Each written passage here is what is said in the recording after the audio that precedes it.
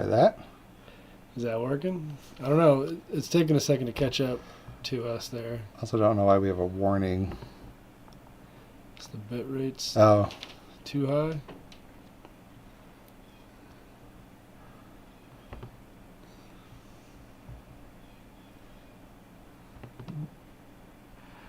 Hey. Okay. Oh, something's happening there. I don't know. It's taking a second to catch up to us there. Okay, I don't know why we this. have a warning. So what's that? Okay, it's just a small thing. Not checked. Yeah. Okay, cool. So does that mean we have it? Yeah, Beanza says. Oh, he says can hear it. fixed. Yeah. Cool. Well, thank you All for right. being part of this. Yeah. Thanks, Beans. we thought we had it set up correctly, but Yeah. Well, I guess that's the learning curve of us figuring this out. yeah. Well, because I have OBS set up to record everything to separate tracks, but streaming everything's on one track. So these mics were on track 2 and 3, which aren't being picked up by the stream. So we should be good now. Yeah, it's not as simple as hooking up a phone. We're trying to make it into a multi-camera shoot eventually, so we've got to test this stuff out. You know?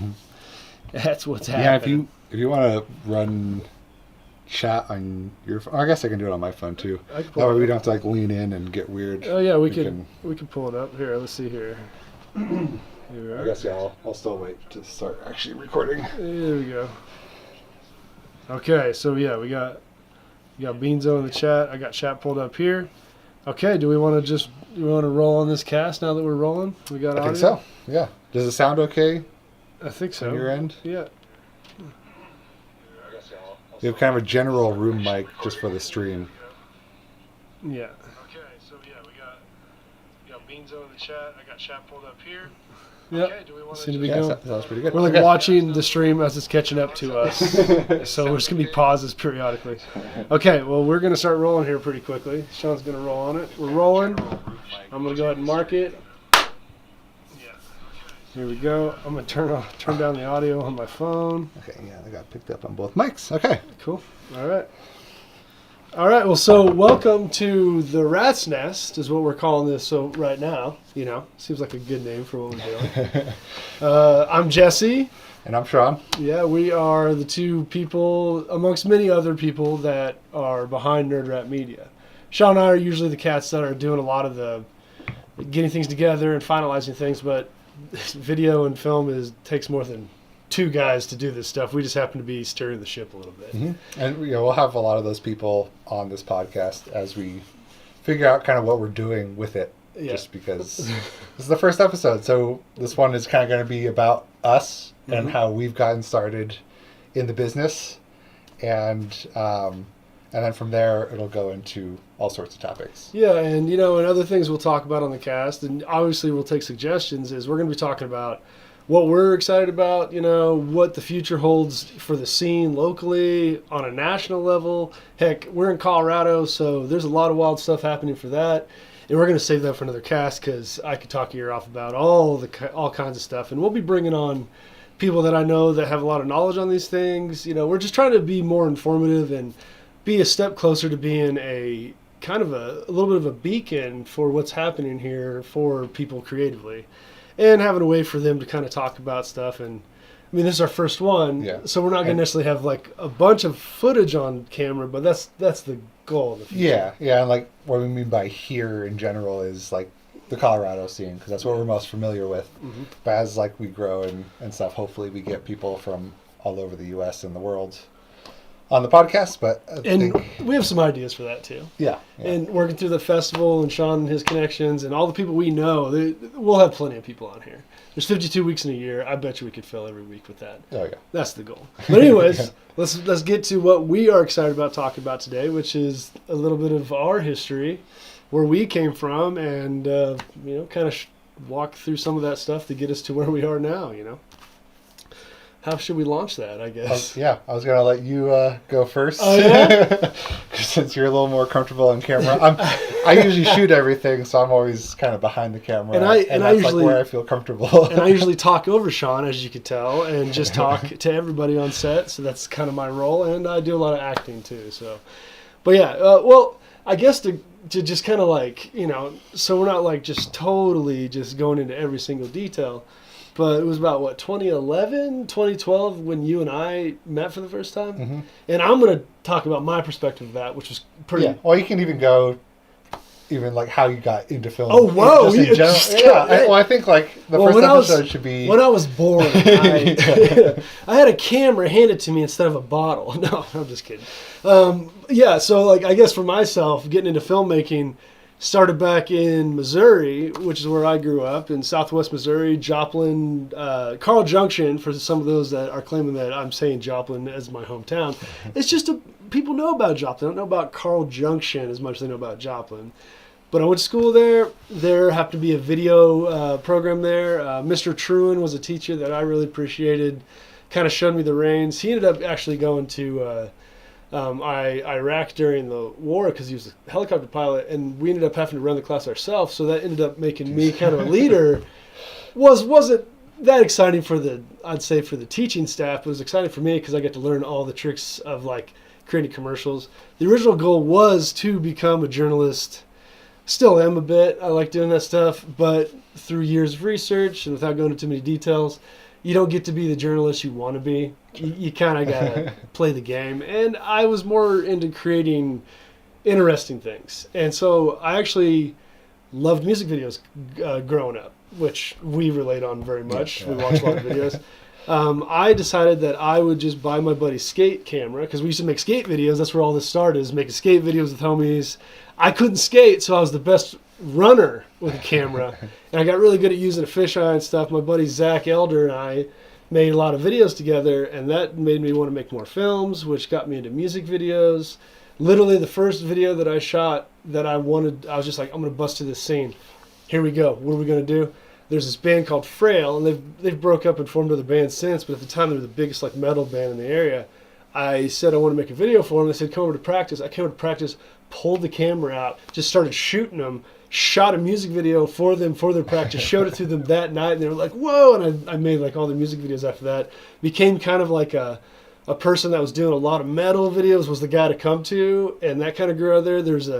I had some homies that worked out at this TV station called, it was KOD TV, and I got a shout out to my homies, Dory Hackelman specifically, because we really teamed up. She was like my supervisor at my job, which was working the newscast, because that was the original goal. Mm-hmm. And we started realizing that we wanted to make creative stuff, and we became kind of this authority to make videos. We met another buddy of mine named Alex Hernandez. All three of us came together between the Springfield Joplin scene, and we're making music videos like basically almost every weekend. Kind of figured out, this is what I like to do. I like to do short films and stuff, but music videos it's easy. It's fun. Yeah. You don't have to work too hard at it. You can shoot it in a day. You can shoot it in a year. It doesn't matter. And we just made a bunch of those videos, and then turned, without going too many details, a natural disaster happened. Tornado hit the town, was doing a lot of construction, had a buddy that had moved out to Colorado who was from here originally.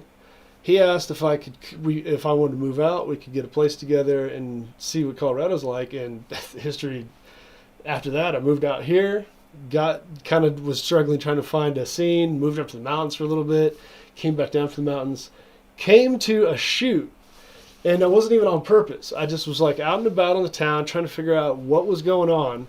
And I came down to Equinox, and it was like, I think it was the 2012 maybe, even early 2012, late 2011. Yeah, because I graduated high school in 2010 and didn't start doing in the shed stuff until a couple years after that. And we are getting into in the shed stuff. So this is like the beginning of In the Shed, which was the company that we all started several companies before, Nerd Rat.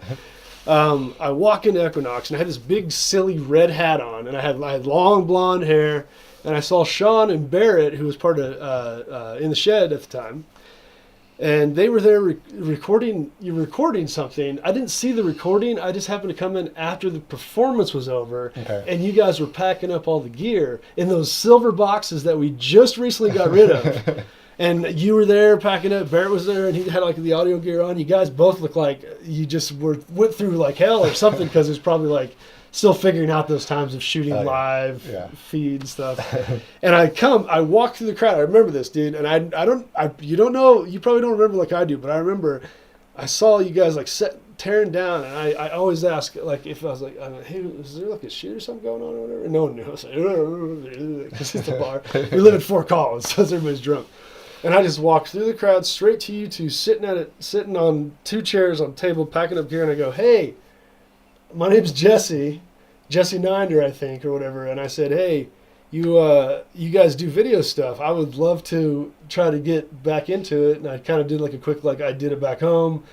And I've just moved out here recently, and I'd like to get back into it. I'd like to meet up with you guys, and I think you guys might have handed me a card or something. Yeah, maybe But a sticker. I don't know if you even had cards at that I don't point. remember what it was, but it was like, yeah, we're in the Shed Media. Find us or whatever. And I think I found you on Facebook.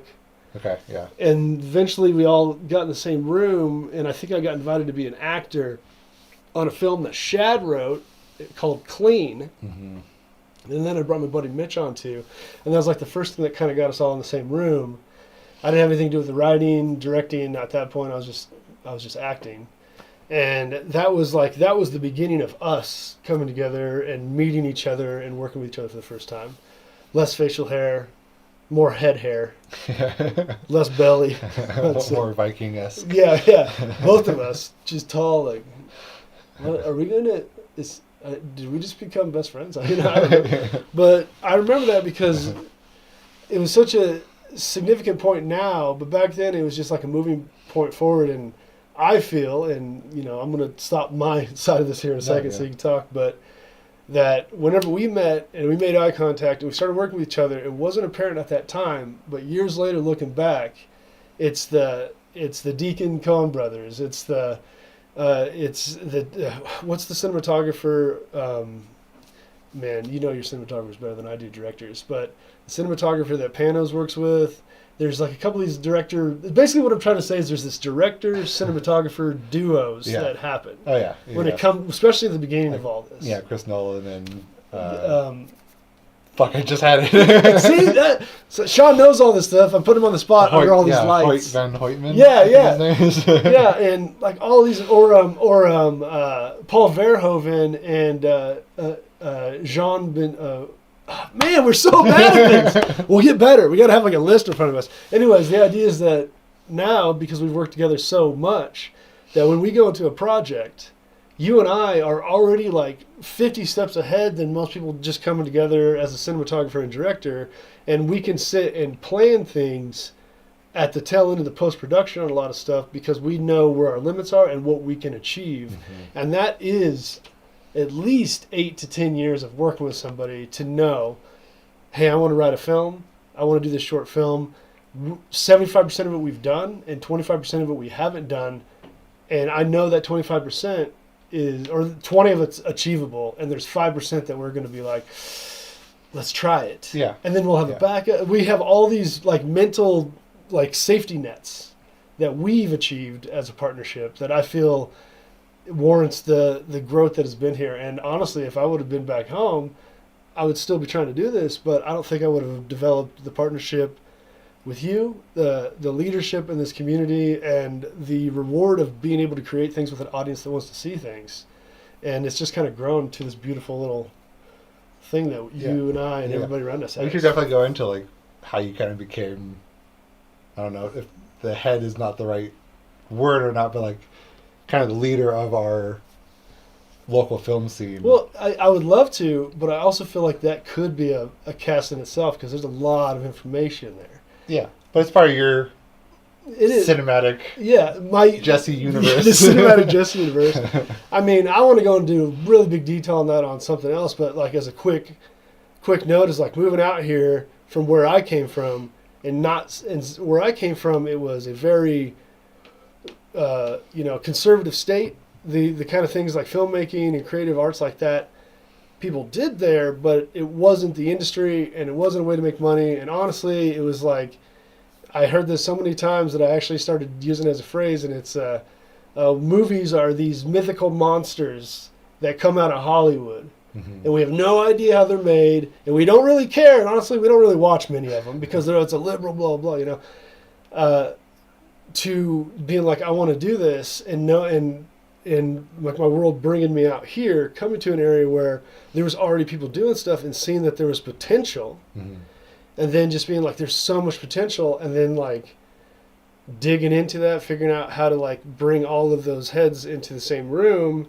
was a mission that I had. And being charismatic and someone who cares and loves other people's art as much as I do, it was like a natural move to just be like, in the shed days, being like, why isn't there a scene that we can plug into? And the Lyric existed, which is a local theater here in Fort Collins that is amazing. I've loved it ever since I moved here. I fell in love the day, and I eventually started working there. Long story short, the scene was here. It needed a leader, and someone like me who had the ability to see it from an outside perspective was able to connect some dots that put people in the same room, which allowed me to move to a position of like, I don't call myself the leader. I just am kind of like, I guess it's not a boss. It's more of a leader, I guess, because I'm kind of bringing people with me and I kind of see the potential. But that has helped me understand how all the process works, understanding how states use their money. Yeah. So much information has come from just these moments that I've been here in Colorado working with cats and knowing how it goes. And that's another story, and I could break that down for an hour at least at some point. But the scene was here. It needed a leader, and if you feel that way about where you're at, if you're watching this, you just got to go out and put feet on the ground, walk around, meet people, talk to people. Don't be afraid, because a lot of people are trying to connect their art scene too, especially in a town like Fort Collins that loves their art, that loves the craft of being a human. It was begging for it. And now we're about to blow up as a state. Sundance is thinking about moving here. Big things are coming. And I saw this vision the day I stepped into Fort Collins in 2011. Yeah, yeah. And here we are 14 years later, Yeah. and it's starting to happen, you know? Yeah, I mean, because we always talked about it even in the shed days, but it seemed like everybody had their groups and wanted to stay in their groups, and a lot of it was based in Denver. We're a little bit, north of Denver, and it's not like as big of an art scene, but we have like a lot of local talent, and from there I think that's probably where that spark was started, was like our talks of like how do we get this going, and how do we combine all these groups that are talented rather than like everybody making their own films, which a lot of it is still kind of that way, which is fine. But I think, over the last like few years, it's definitely like, I've been on a lot of other people's shoots. You've been on a lot of other people's shoots. We have other people come on ours. And I mean, one of our biggest things too is also teaching up and coming people, like, whoever's just starting or just out of high school or whatever. We love taking them under the wing and like just having them on set and, try to teach them the knowledge that we've built over the last like 10 years, but right. And it's all 10 years plus. it's all in the I guess the pudding, is that the term or whatever? It's all in the bread, it's all in the batter. Sure. Yeah, sure, whatever. I love my metaphor. Throw anything in batter. Right? Whatever, dude. Throw some change in there. Yeah. Yeah, just don't eat it. Well, I've talked about me, and I know we're about 15 minutes in right now. Yeah. You should talk about where you started. Let's take a small thing. There is a little bit of chat from Beanzo. Oh, we got some chatting. Let's see what's going on here. Hey. Our first ever super chat. Look at that. Solid 7 or 8 comments. Yeah. Oh man, that's pretty sweet.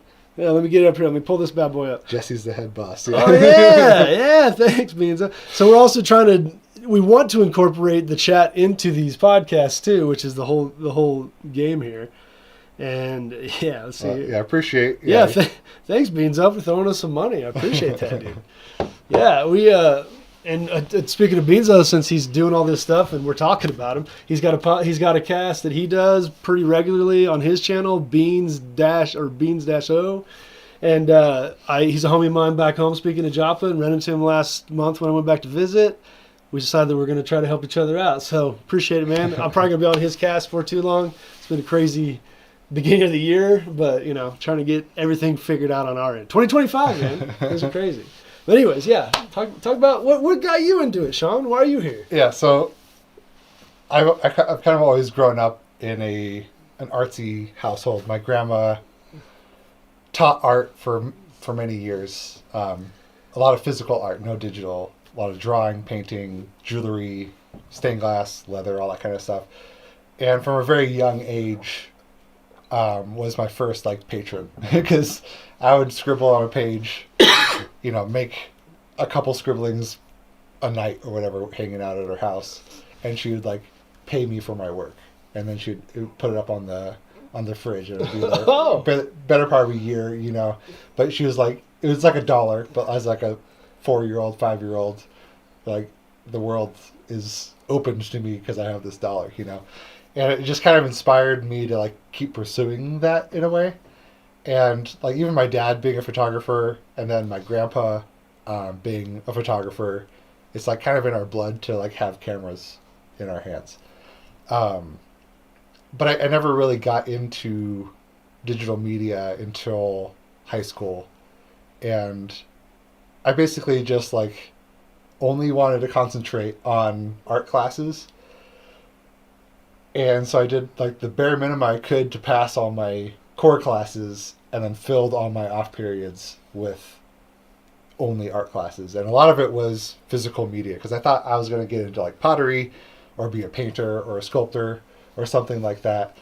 And kind of like, I think it's funny now when I look back at it, but I kind of looked down on digital art as art because I was like, oh, that's not real art. You're not building something that people can touch and feel and do all this kind of stuff.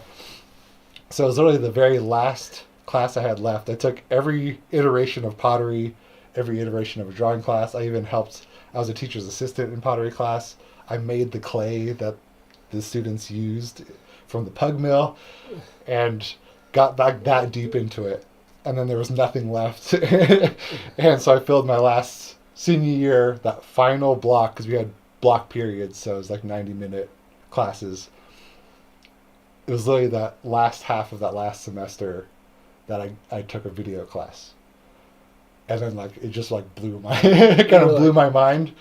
You're like, wait a second. Real hard, yeah. And like, we made a few short films in that. What was the moment? Was there a film you watched? Was it like you saw a camera? Like what was it? No, I think it was, I kind of went into it with that mindset of it's not real art still.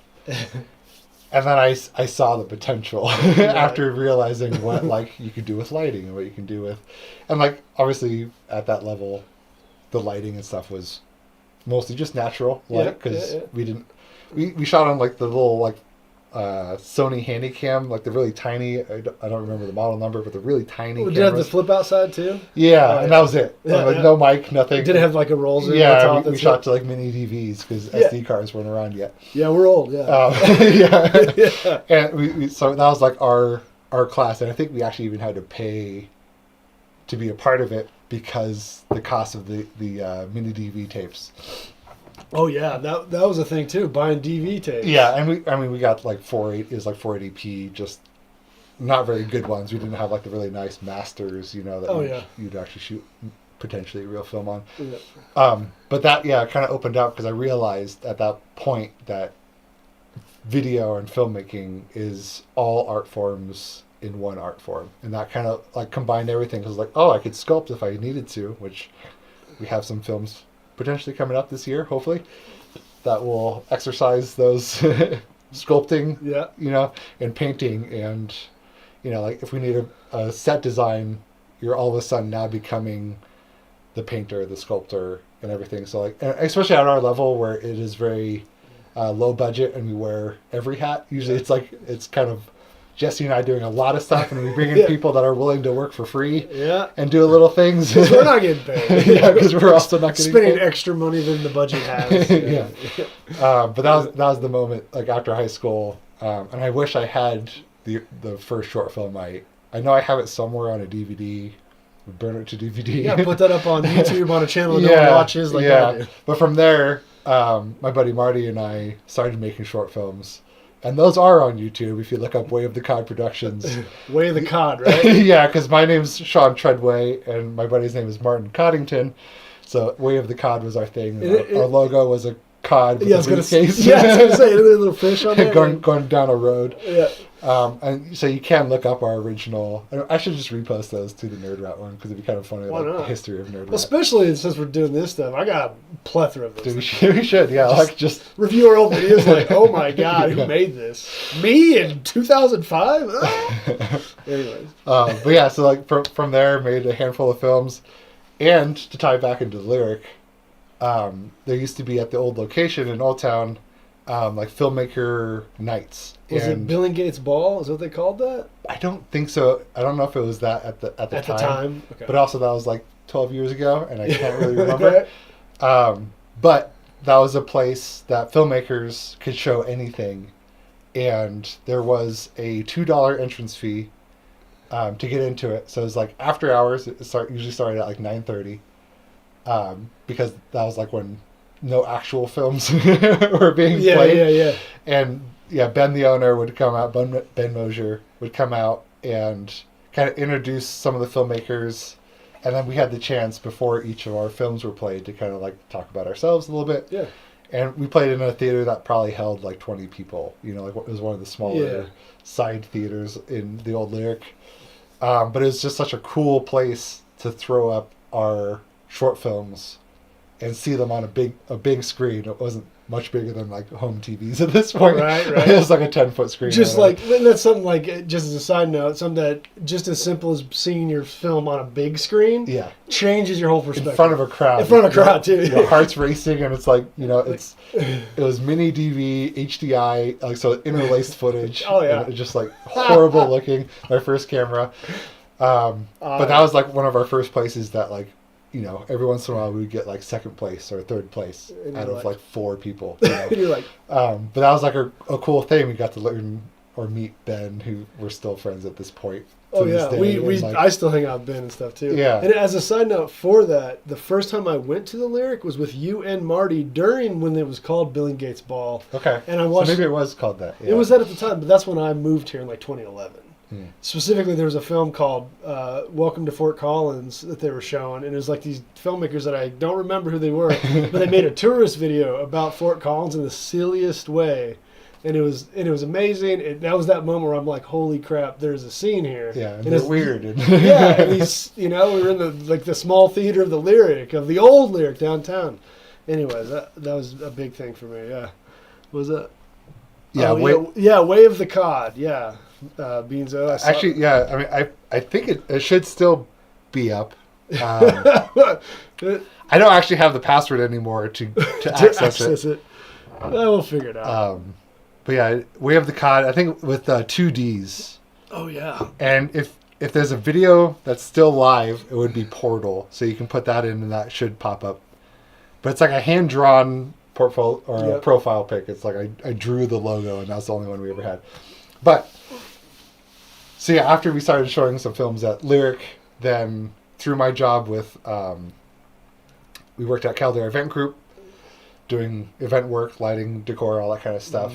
Met Barrett, and he was like fresh coming back from Korea, acting in Korean films, and like doing a little bit of acting and filmmaking out there, which is kind of cool. He speaks fluent Korean, right? I don't know if it's fluent. He's I wouldn't say fluent, but he knows enough to get by, I would say. Yeah. So we kind of got together and started making pretty terrible short films, and those were on the In the Shed. In the Shed Media. Yeah, so that's a whole thing. If you look up In the Shed Media, a lot of those should be still there, of like our original short films, and a lot of those were just like show up the day of with a group of friends and you make something silly. You're like, you're this actor now. Yeah, and like this is way before we had a good camera, before we knew color grading, before we knew or had lighting. And then from there, then we met you. And then Shad, I actually don't, I think he met Barrett through something else and became like the 3rd member of In the Shed, wrote clean. And then we brought Jesse in, and that was like where we had you working on set. I think you're running Slate initially, writing stuff on a dry erase marker, and then slapping it to make the clap noise of our first Slate. And that's on in the clean, shed. right? Clean, right? And that reminds me too, because I met you guys at Equinox, but then I was working at the call center that Shad worked at that time, that was the bridge. Yeah. And then I remember it's not Qualphone anymore. It's Qualphone now, but it used to be like services or something. Whatever, who cares? This is a call center. But that was the bridge. And there's an actor that works at that call center that had been in some Hollywood films, and that was how that got the conversation started. I think that's how I met. Say what? Matrix? No. Okay. Matrix, I think, worked there for a second. No, it was David Packard, who was in Almost Heroes. He was the guy that he played.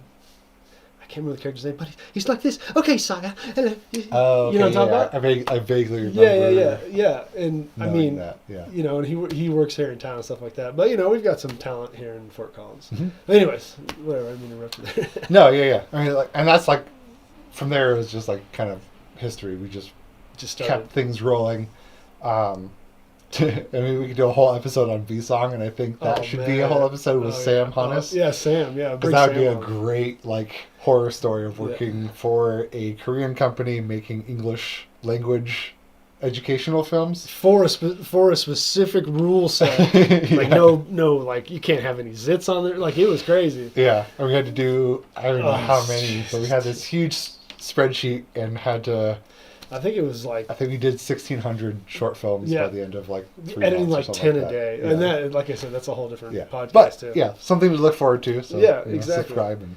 And I mean, we are trying to keep these things tight, 20 to 30 minutes. Yeah, and it's cool that however long they end up but it's kind of interesting how quickly that time goes by by us just having these conversations. We've been trying to do these podcasts for a while because we find that we will be talking about topics and just go into them and then realize 2 hours into it, we should have just talked on a podcast about that.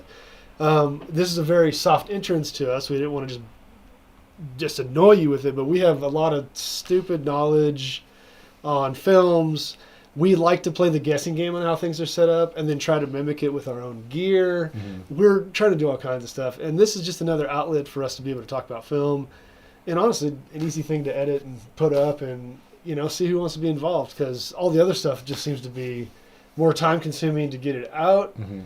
But we want to be able to put out more content of different kinds. Well, and one of our favorite things is talking about movies and music videos. Yep. And if we can get other people involved, then might as well. We have the equipment. Let's make a podcast, and then a year later, we're doing it. Right. Our first episode. Yeah, right. And also too is we're trying to get more people to get up to our page. If you have any suggestions out there in the world about things that you'd like us to talk about, things that you've seen us do in videos, guests that you'd like to have us on our cast, we want to bring in old creators. We want to bring in Greg from the Dead Pioneers video, the videos we've shot with him. We want to bring in a lot of local talent, and through my festival, which we'll get into at a different time, got connections all over the world that we would love to get people on the podcast talking about their creativity and what they're seeing for a future potential in this area, because we haven't moved to a different location. We moved to Hollywood. We haven't moved to Austin. Mm-hmm. There's been opportunities to think about doing, and we have chosen that this is a future jump off, and it's what we're trying to be part of, I agree. Yeah.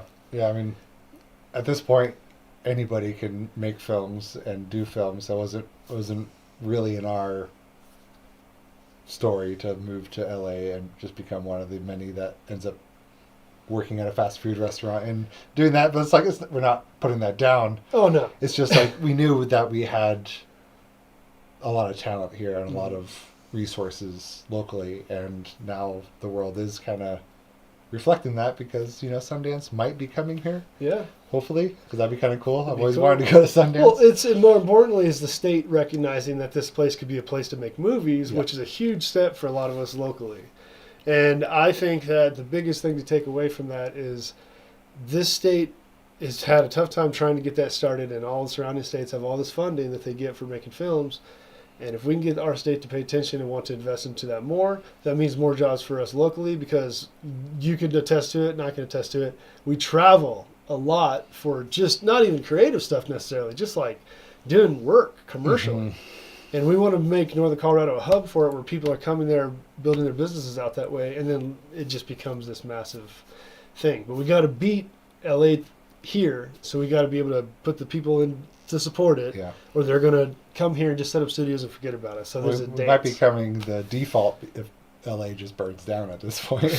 And honestly, there's so many other places that are doing what LA's doing anyways. Yeah, And Atlanta. yeah, and that's New York. America. And then the world cinema is getting crazier. And I mean, Indian cinema is amazing now. I'm just like, just so blown away. And it's just like one of those things where you realize like, oh, we are no longer the only thing that's making these super blockbusters. And they've been doing it for years, but now it's like, I go back to visit family in Arkansas, and in Arkansas theaters, they have like 5 or 6 Bollywood flicks playing alongside everything else that I've never heard of, but they're getting play on, so to think that Hollywood is the place only to do it is a little narrow-minded, but I don't shame or hate anybody that goes out there and does it, because I know a couple cats that have went out there and done it well, and they do great. Yeah. And I've known some people that have went out there and just like they can't get it going, and they just do the good fight. And you know what? All the power to them. They can report back. We can bring some of them on the podcast to tell us how that adventure is out there, and maybe even teach us some stuff about what we can do better here to support local creatives, because it's so saturated there. Totally. Yeah.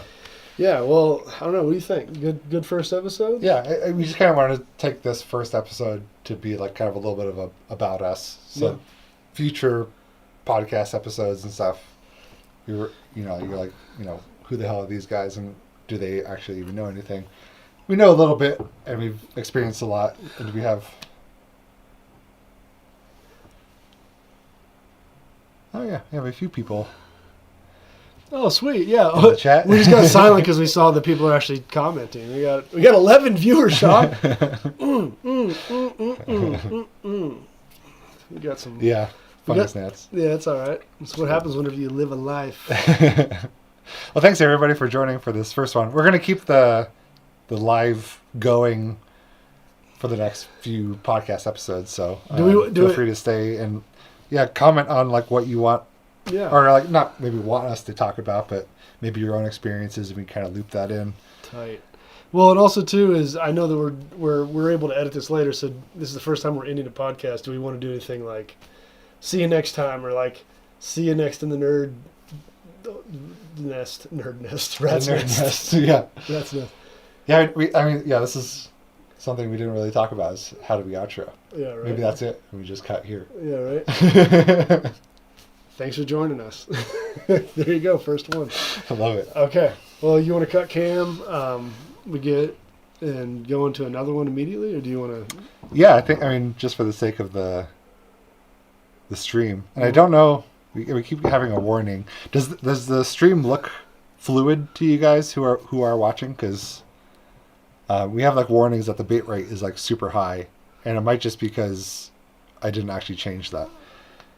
Yeah. But let us know. I know we're on a little delay too, so like I think it's like a minute delay or something. Yeah. All right. Cut. First episode in the bag. Cool. That's how easy that is. All right. So on this next one, we were focusing on ourselves. On this last one, do we want to go anything else on this one? Cool. Looks great. Awesome. Cool. Yeah, maybe in the next one or next stream in general, we'll just lower the bit rate. Okay. But I think we can handle it. I like high bit rates. That's where we shoot. Yeah, exactly. Just keep it rolling. Yeah. Sweet. That was the plan. We're just gonna cut. We have like a main cam here for the podcast. Yeah. Like the edited versions. For now, I think we will eventually do a split up, but we wanted to just get rolling to see how it goes, because we have a lot of things to talk about, I guess. I'm here for the next 6 hours. Oh, no, Beans up here. He's going to be here after we're done. He's going to start a live. We'll just have this rolling while we're just watching TV at night. I see you got Holy Motors sitting there. Just pop that on. They can just see our reaction to it. Okay. I guess we didn't really talk about the next episode topic. Do we want to just talk about we kind of touched on it in that first episode, but do we want to go into more detail of the local film scene? Well, how about this? Because we are Nerd Rat, why don't we go into some of the stuff we're excited about this year and talk about some projects we're looking forward to and things that we're wanting to do? Yeah. Because I think that might spark more interest than just knowing about how other people's and also like the politicalness of. I think that might be. I'd like to have that maybe with somebody else, so I could run it by them, so they're asking the questions. Yeah. Well, I think a lot of that will just kind of naturally come out as we talk about. Oh, it will, and I'll be dropping. I'll be like, "Well, let me tell you, buddy. Let me tell you." Whatever. Yeah. So how about this one? We go through Nerd Rat stuff. Same thing. Beginning like, hey, welcome. This is what we're trying to do. I think for the first couple of podcasts, we're just kind of like, this is what we're trying to do. Sure. And then go into the thing like we did. I think that was a good thing we did there. All right, so. Yeah, how do you guys feel? Do you feel like that was a successful? Yeah, you feel good about it? First? Yeah, was that a good first? Because, we've talked about it and planned this, but then it just keeps getting pushed off and pushed off and pushed off. Do we need to do a wardrobe change?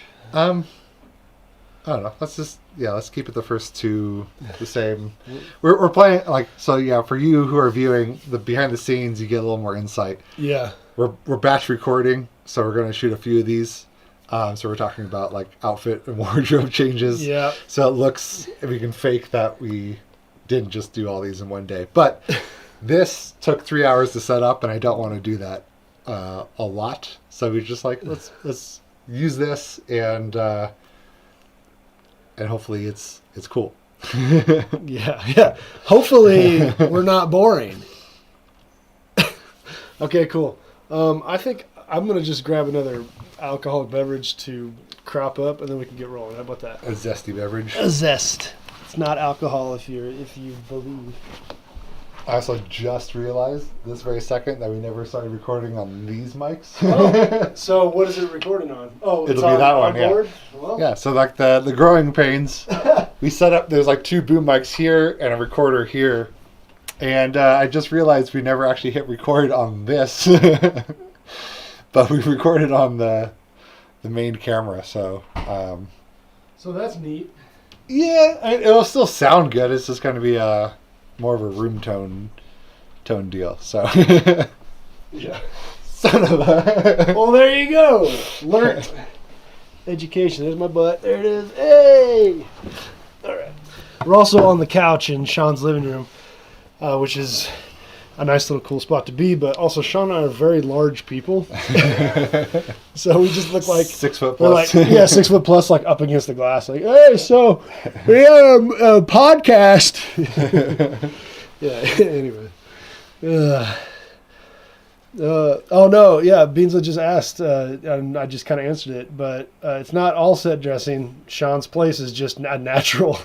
We shot movies here without having to change things. Yeah. If you ever watched the Kinesis trilogy, that was just my house. We didn't really change it. We just tend to, my partner and I just do a lot of house decor, and we like having a very natural, cozy feel. So we figured, let's get away from the talking head at the table, like a lot of our music video review stuff, and do something a little different. So we brought it out here. Exactly.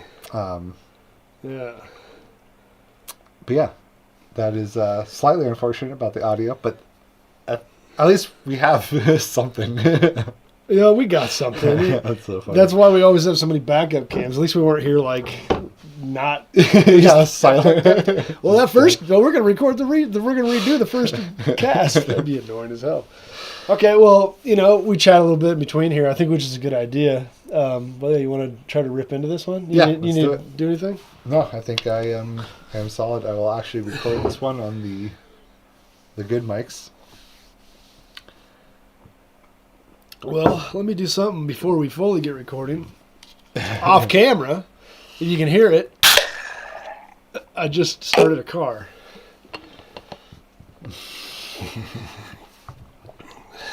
Yeah, so kind of the only way I'm comfortable being on camera is taking the level down a little bit with a nice zesty beverage. Yeah, I crank it up with a zesty beverage. That's what they call it. I'm pouring it off camera, and it's a nitro soda. So it requires a hard pour. It requires a hard pour, friends. Jesus. Man, it's just so funny that we spent so much time setting up the audio and we didn't use it. Whatever, What are you glad I caught it now. We didn't do 4 episodes with the scratch mic. Well, at least we caught it, right? Well, I guess let's get rolling on everything, and then we'll just go into this next one. Cool. Recording. Yeah, audio is recording. The battery on that's getting a little... Yeah, I'm about to plug that in. Excuse me. Now...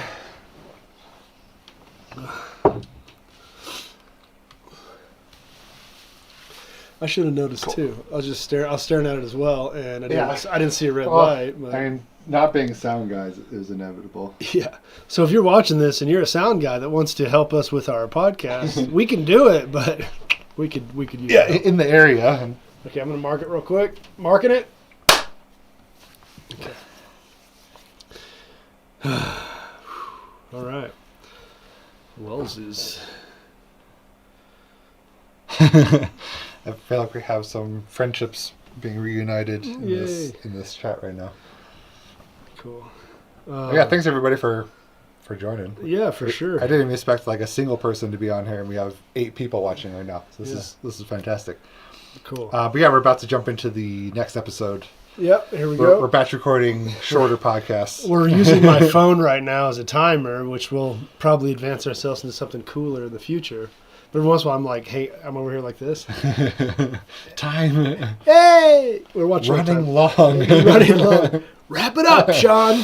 Jesse, you talked for 25 minutes. Wrap it up. We're our own showrunners. Yeah, exactly. Okay. All But right, we are rolling on the red, and rolling on here. Okay, here we go. Start. Just another clap, just to be sure. Cool. All right, welcome back. I guess we're going to call this episode 2 or just the next thing we're doing on the podcast. I'm Jesse. And I'm Sean. We're part of Nerd Rat Media, and welcome to the Rat's Nest is what we're calling this right now because it's It may change. It may change, but it makes sense. We're Nerd Rats, the Rat's Nest. Honestly, talking Rat about themed. Yeah, rat theme. Talk about that name.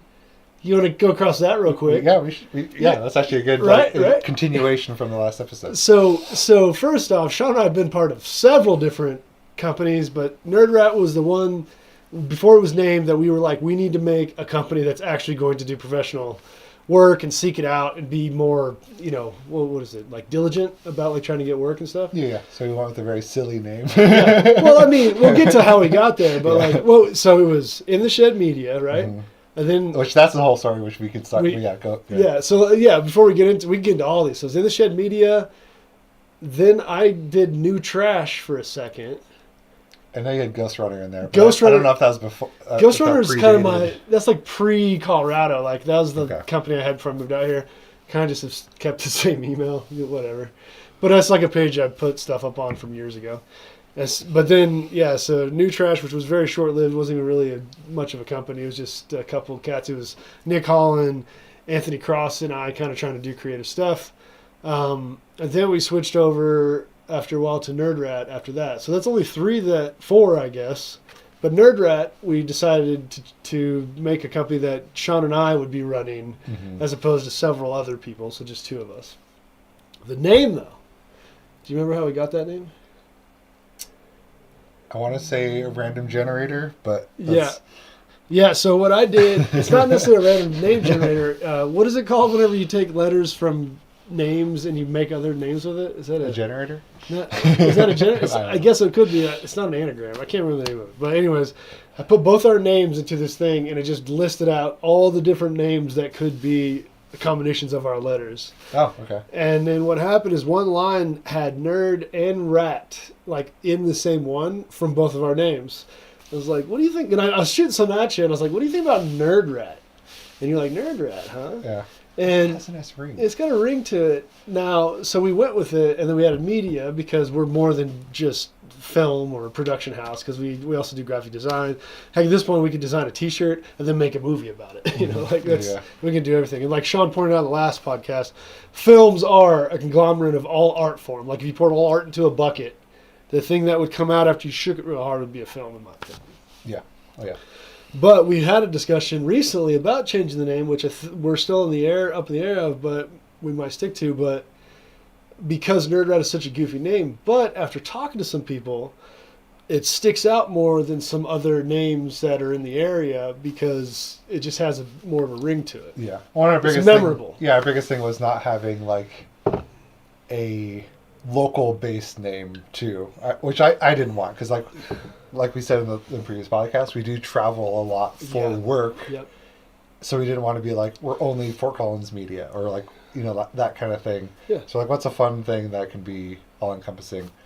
And after, I think it was like probably a few weeks of just pitching ideas back and forth, Nerd Rat just kind of landed. And we also really just like the logo possibilities and like t-shirt possibilities and stickers and stuff like that. Yeah. And so it's kind of a fun thing. I think it also like is very much us because sure, we can do very professional videos and we do very professional videos, but we also like to have fun when we're on set.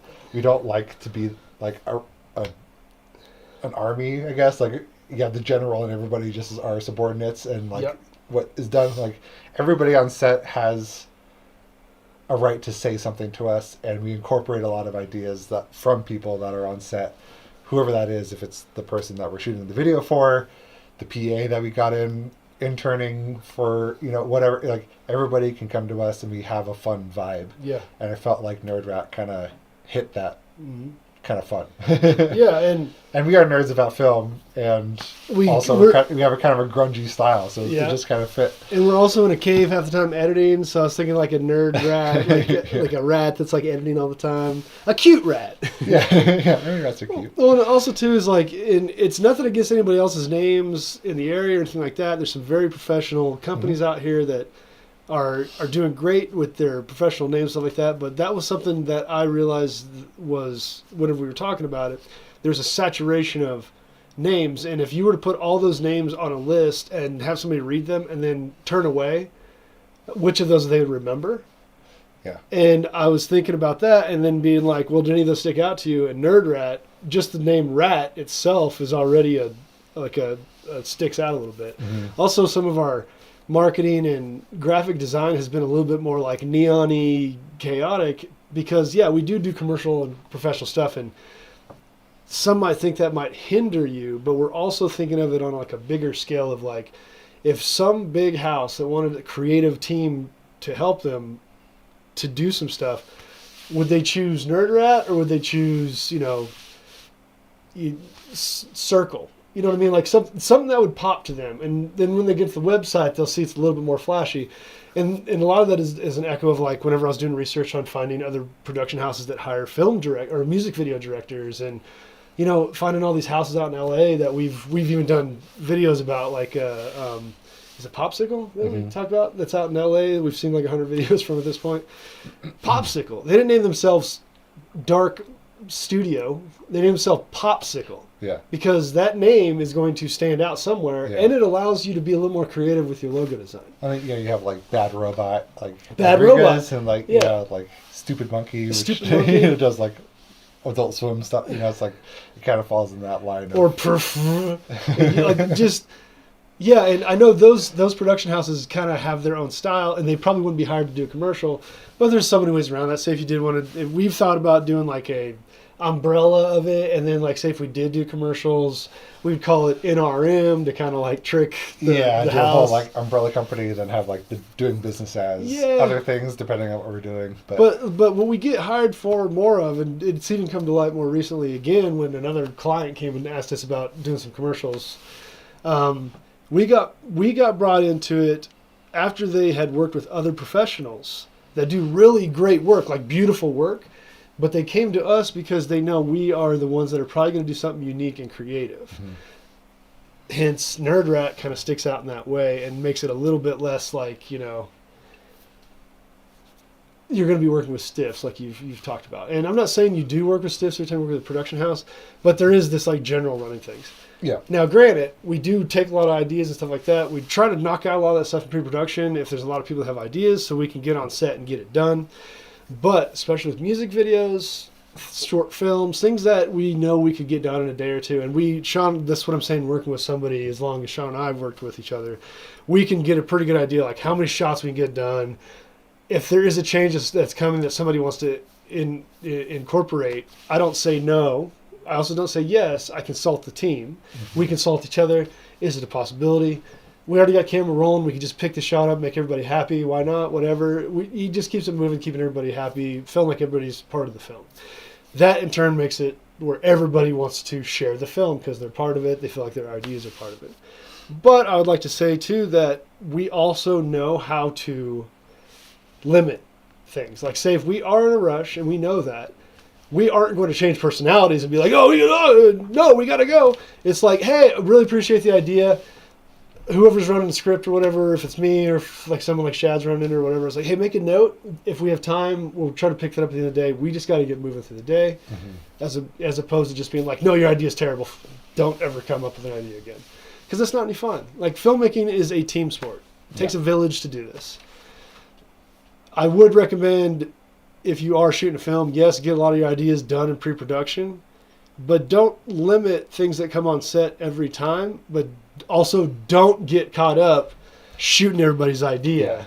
Yeah, because like once you're in the set or on location and the lights are up, like new creative ideas that you never thought of happen. Yeah.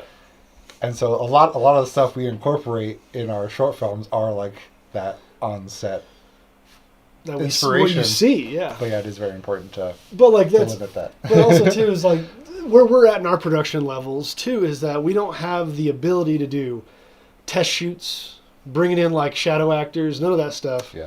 So we do have to kind of just do our best to pregame everything we can beforehand, and as much as we can. And Sean and I still come on set, and we'll stand over there and be like, "Oh no, we should light it this way," because we didn't get a chance to pre-light it. So we're just like we're coming up with like 3 or 4 ideas, and then a 5th idea shows up, and the first thing we go is, can we do it in a timely manner? And if we can, let's do it. It's that like no discuss, not the argument of like it's not in the script. It's can we do it in this time right now? And we will sit there and go yes or no, and we won't battle each other on it because we are trying to do something creative. Yeah. But during production, it is a bit of a rush to kind of get to the end to make something beautiful, and we know how to be like, either that's not going to fit, or we're not going to have time for it, or we'll cut like, oh, we can bind like 2 or 3 shots into one shot. Let's just cut these and do something different on set, because like now it limits or eliminates some of the editing we'll need to do and some of the creativity like we can add into like, oh, this shot will incorporate all 3 things, which we didn't think about until we got on site. I don't know how we got to this point from our logo and name, but we did it. Yeah. Well, not that that's an important thing. I was just thinking about that. It's like kind of funny. Like we were just talking about how we got the name, and now we're talking about how we are on set. But also too, it's because the goal is to kind of talk about some of the stuff that we're excited for. But there we go. Yeah, but like giving a little bit of a history where we're at. So to kind of like bring in what you're talking about. In the past, I have traditionally written scripts and then shot lists and stuff based on time, and through years of practice, it's not necessarily how many camera angles you can get shot in a day, it's how you can combine camera angles and acting and let actors act to create the things you need. And I've only really started to fully understand that in the last 2 years after 20 years of filmmaking, because you start getting feedback, like especially when you're working with actors and you're basically designing it for where the camera's going to be, is what I've done in the past, so we can do more shots. It confuses the actors because you're changing like them from being sad to happy to whatever, and we're actually going to start shooting things in more of like a timeline, combining more shots and honestly doing more. I guess Michael Bay's the first one that came to mind, but like what I'd say like Spielberg does, where he does a lot of those like 3 shots, moves to a 3 shot, moves to a 3 shot. We've started incorporating those more because we know that we need to save time on set, and we might as well combine like these 4 shots into something amazing, which allows you to be more of a cinematographer too, which also is like those days where you're holding a camera, and that's why we got to get the strap down. All right, now you're going to walk around for 15 seconds and don't let the camera shoot. Yeah, a lot of handheld on the go kind of stuff. So like by the end of the day, my stamina is just depleted. If you're playing a video game and your character is just doing muscles right here, just dead. But like, and that's what I'm trying to like bridge into like the stuff we're looking forward to in the future. Yeah. Because we are trying to be smart about making productions and wanting to do more creative stuff. and not being hung up on my own writing process. I write and then I throw the script to the side. But this year, let's talk about some of the stuff that we're excited to try this year, because where we've gotten to in 2025, Yeah. But you talk about it. Talk about what you were telling me about earlier with the. So yeah, I mean, one of the things that Jesse and I have always, like, a lot of the movies we talk about are sci-fis. Yeah. And funny enough, we've never actually even touched even close to a sci-fi in everything we've made, as far as I know. Like, even music videos, we haven't really hit like a sci-fi vibe, which doesn't really work for a lot of music. But we pitched it, but it hasn't landed. We have pitched it, it hasn't landed. So this last year, like, things kind of slowed down during the winter for filmmaking, at least in our area. I'm sure in LA, having no winter helps. Yeah. But things kind of slowed down around here, and so this last winter, which we're currently in, we've been coming up with like our first sci-fi kind of, like, the plan is to do something kind of more atmospheric and more proof of concept, rather than having like a super thought out script and all that kind of stuff, which I know sounds bad, but I think just creating the visuals and proving that we can do it is important, as well as like proving that we can do an actual like storyline one. So my partner and I have kind of started this process, and we're wrapping Jesse and a lot of other people who are other creatives, like sound composers and designers and stuff like that, into it as we kind of develop this little baby. But for those of you who have seen Vesper and have played Death Stranding, if they had a baby, that's kind of this idea of like using landscapes, because Colorado has a lot of beautiful landscapes. Yeah. And that way we don't really have to worry too much about permitting and the cost of that, or building a whole set to shoot something, which, can be cost prohibitive and might just stop you from doing something. So we're like, what can we do that doesn't require a lot of dialogue? So even if we needed to switch who's in shot, we could have a mask on the person and keep going. Yeah. So yeah, we're doing kind of like an overall traveling through beautiful landscapes, and we really want to like not rush it, because I feel like a lot of the stuff we end up doing is like we have to shoot everything in one day because we only have the day with the actors. Yeah, because no budgets. You got to kind of play that game. So we're kind of limiting it to like maybe one, like if we needed 2 people on set, but like we can really set up and really wait for the perfect time of day to shoot, because we're only going to do a couple shots maybe that day is kind of what I'm thinking.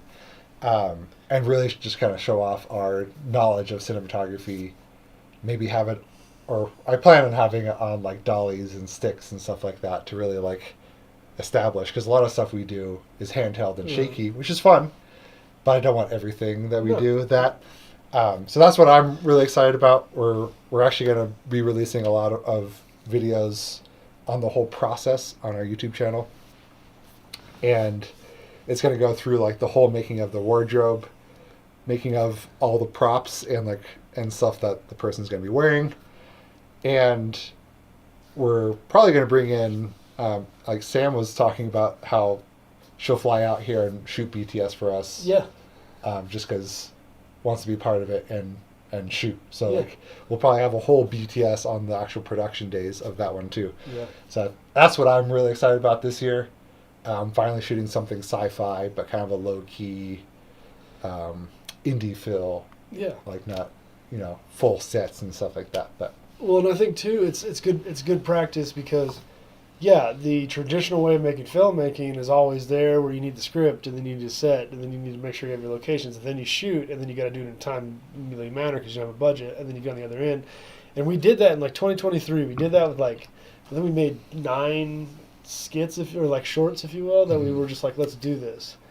Made us take a break in 2024, where we've only put out truly 2 music videos and a bunch of reviews, but it made some thinking going, because at this point, honestly, no one is banging down our door for stuff that we're making, so we don't have to rush for it. mm-hmm.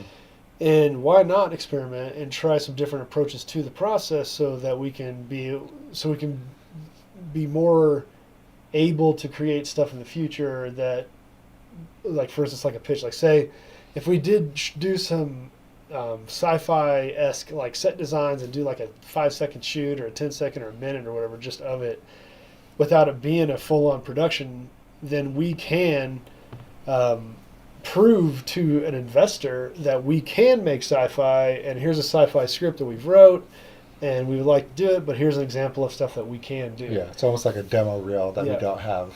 Like almost like shooting a trailer for a film instead of the whole film Yeah, as a proof of concept. exactly. And as of recently, we were talking about this earlier, I've been watching a lot of movies on Tubi that are getting recommended. And Tubi's free site that you get onto, and it looks like to me that Tubi and a lot of these free streaming sites are putting in a lot of stuff, like anybody can submit at this point. And I keep getting held up in my own writing process, being like, oh, it's been done, or I've seen this before, and then I'll get on Tubi and see like 15 films that are the same, or that have been done, or just not very good according to the rules of filmmaking. And I still enjoy them because I love watching movies. Yeah, yeah. And I'm not too judgmental. I'll like watch it and be like, oh, yeah, that's a cool thing, you know? Yeah. I mean, I've always had the thing of like, oh, you made a feature. That's a hard thing to Oh, do. dude, at the end of the day, Yeah. like, the film might not be the best film. It's not Scorsese or whatever. But you've done what we haven't been able to We do. haven't made a feature, so, like, what am I doing? Like, Yeah. oh, this film is okay. And then, like, it's like those cats that don't ever make films. And Yeah. they're like, ugh, But are critics. I've seen better. I'm like, all right, bro, let me see your film, and then we'll talk, because it's a hard thing to do. Filmmaking It is is. not easy. Yeah. But yeah, making a feature, but then seeing why they're making them so easy and making the productions a low budget, and then kind of copying something else they saw low budget.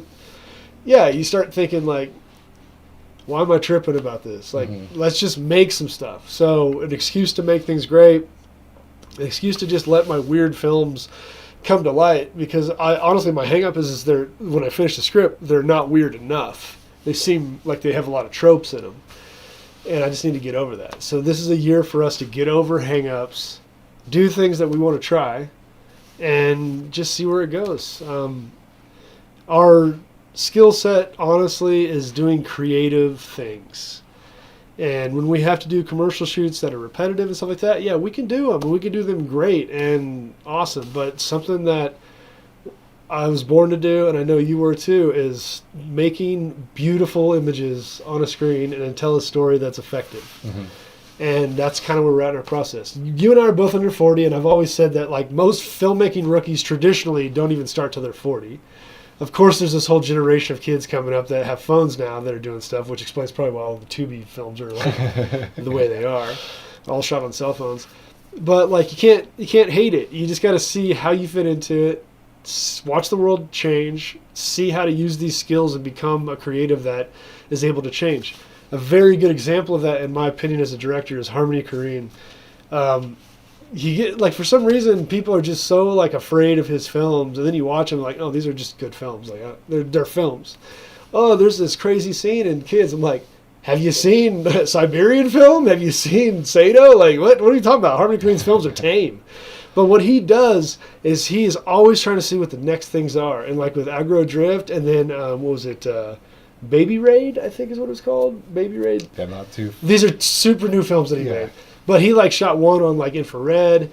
The other one is like, he's got this edgelord thing he's doing where he's like incorporating all these different media formats to like to make the experience more. He's probably gonna be the first filmmaker you're gonna have holograms in the theater. Like, that's how I feel about him. Like, there'll be like hologram strippers on the sides of the screen or something crazy. But like seeing that, and then that Hunter Herzog thing that I was like listening to about like stop stressing, just make movies. I got to get back to that, and this is the year for that. And there's no excuse, because if you make a film and it's interesting, then people will watch it. Even if it's not interesting, they are dying for stuff on streaming services, and if you can become one of the people that's giving them stuff consistently, they'll take it, man. It's just more commercial views for them. So that's the goal this year. Yeah. Well, did you want to talk about like the script that you're working on too? Since I kind of talked about.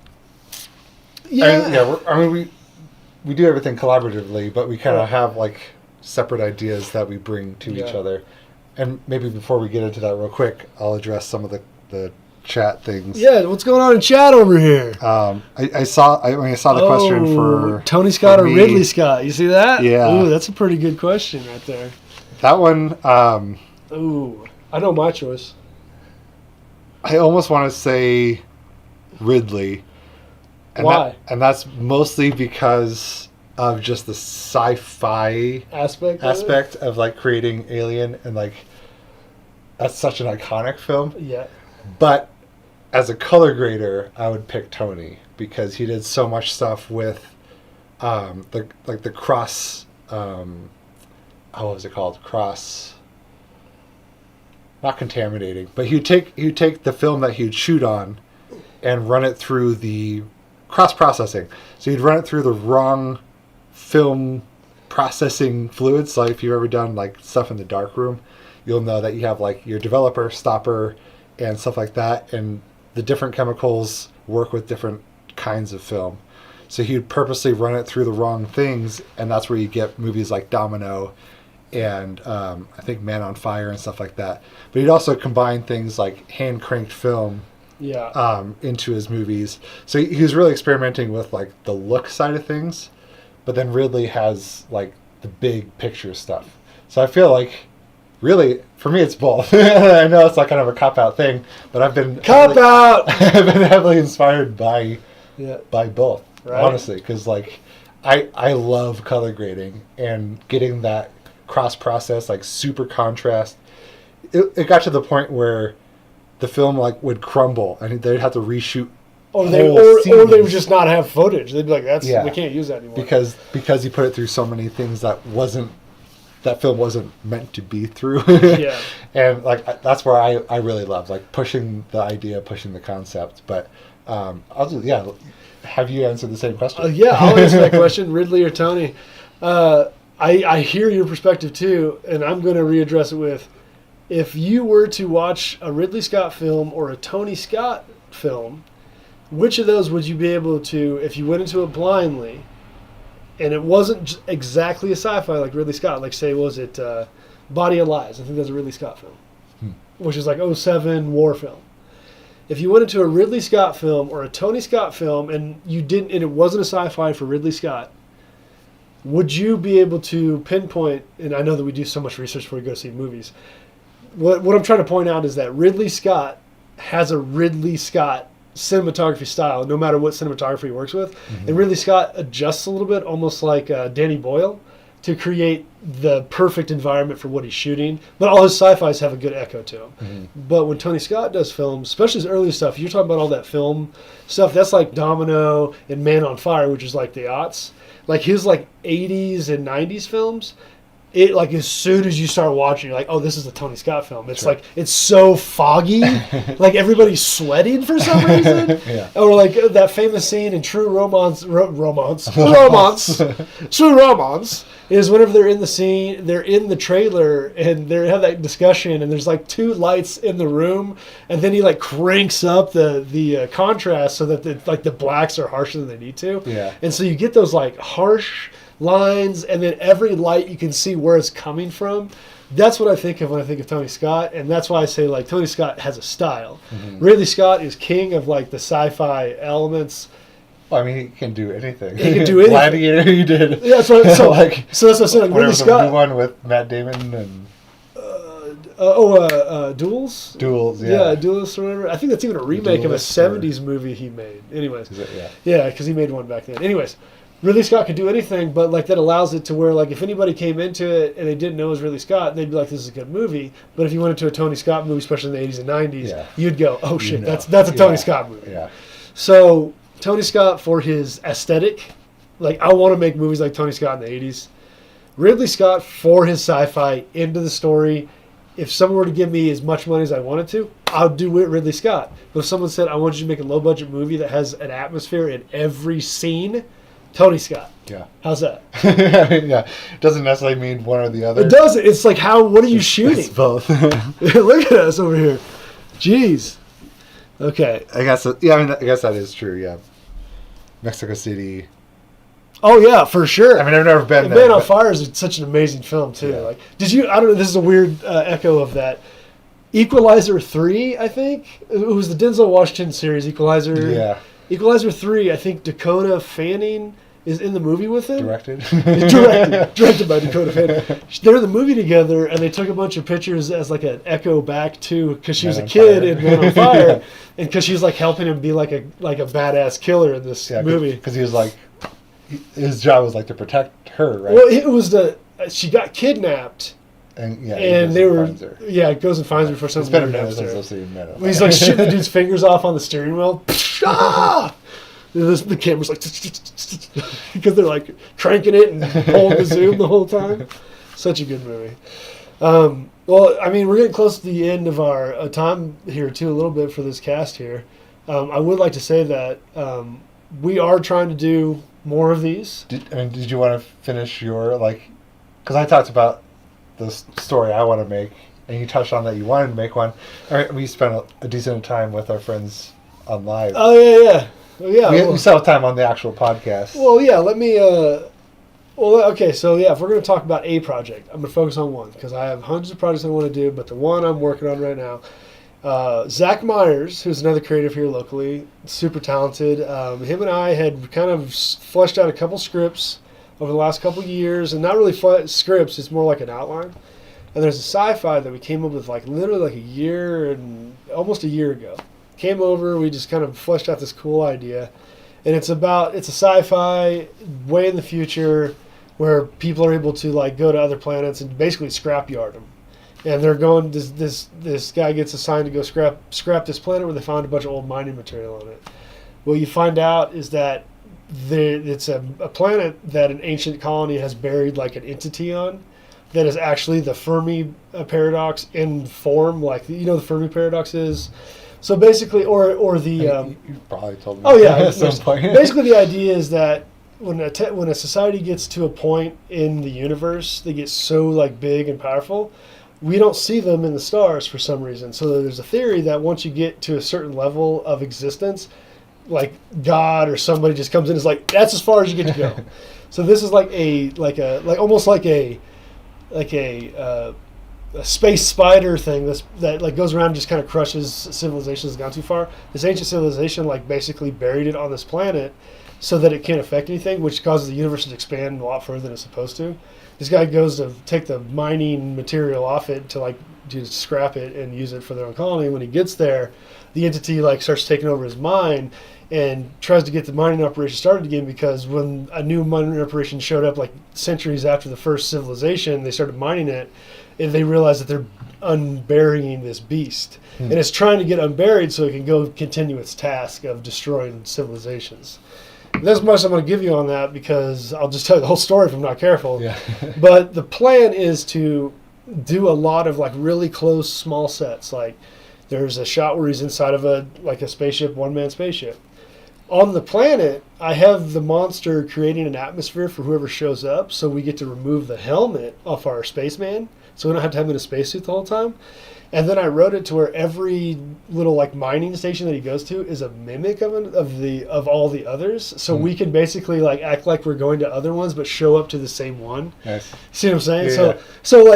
So you guys see a lot of the things that I'm trying to design these days when we're creating is how can we shoot it quickly and being smart about it. And sometimes that starts in the writing process, which kind of hangs me up sometimes, because all of a sudden you're writing a movie and you're in friggin' space and you're well, where am I going to get space? Yeah. So then you start thinking about, well, what have I succeeded with in the past, and how can we make this thing move forward? Yeah. And I think a big influence last year, because this could go in many different ways on how we could create it, is I watched Hundreds of Beavers last year, and that was done on all green screens. And the woods, BTS are hilarious. Yeah. And I'm these guys made this hilarious feature film all on green screen, and we do a lot of green screen shooting. We could do something like that. Yeah. So there's that. The idea of how it's going to finalize is not fully there, but I'm designing the film so that we basically are only going to need 2 to 3 locations that feel like 10 locations. Mm-hmm. Excuse me. Well, I know it's kind of an obscure film, but Andromeda Strain did a very good job of that. Because I saw that, I think, within the last year or so. Oh, really? Oh, man, that's a But classic. it's like that round hallway Yeah, is the it's- they're same just like- hallway, but they just changed like the color of the stripe and then like what level it is, and so it's like L1, L2, L3, but it's literally the same set, but you never would know that. Right. And so yeah, I do really enjoy that. And we have some history in doing some 3D stuff too, and we've thought about doing it. And if anybody's out there listening to this and likes to do 3D animation, we're trying to bring a crew member on for that, because we have some great ideas, but we know that we're doing everything from hiring the cast to editing the thing. It'd be great to have somebody to focus on that. Mm-hmm. But we do have the ability to do that, which now we shoot things knowing those limitations. If we had somebody else that has their own limitations, we could do even more stuff. And we've got a bunch of ideas that we want to put out there. So that's something I want to put out there to the pod. To the pod. And I'll also probably cross my arms isn't very inviting. So they're open. But yeah, I guess I'm gonna wrap this one up real quick. Before we talk to our friends text here. our friends here. Yeah, thanks for tuning in. If you watched it, we're doing more of these. If you want to be on the podcast, hit us up. If you want any topics for us to talk about, shoot us a message. Let us know, guys. We love doing this stuff. We love talking about movies, and we will nerd out with you. So Yeah. and the more people that join, the better, because it is really fun just Yeah. to see what everybody's perspective is. So exactly. yeah, like, subscribe, and we'll see you in the next episode. See you next episode. All right, that was us ending the episode. So check this out. There was a camera right here this whole time filming us. Is that wild? That is filmmaking 102, actually. Whoa! Oh! All right, I'm a dork. Sorry. All right, I'm going to use the restroom real quick, and then we'll get back on it. We'll be right back. We'll be right back.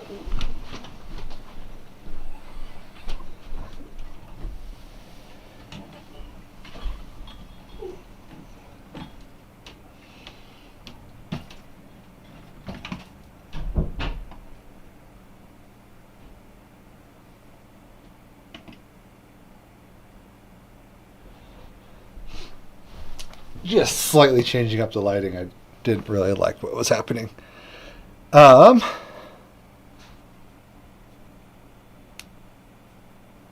Yeah. So Zach Myers, we've done like a couple small things with him as like a side character, but I know Jesse works with him a lot more. So yeah, we're really excited to do something together, especially since we have the same camera now, which really helps. The actual live looks very bright. We're doing it off my laptop to start, because we kind of did this as a last minute thing, so the camera isn't the greatest, but we really just wanted to have some kind of live content on our YouTube channel, because we just haven't.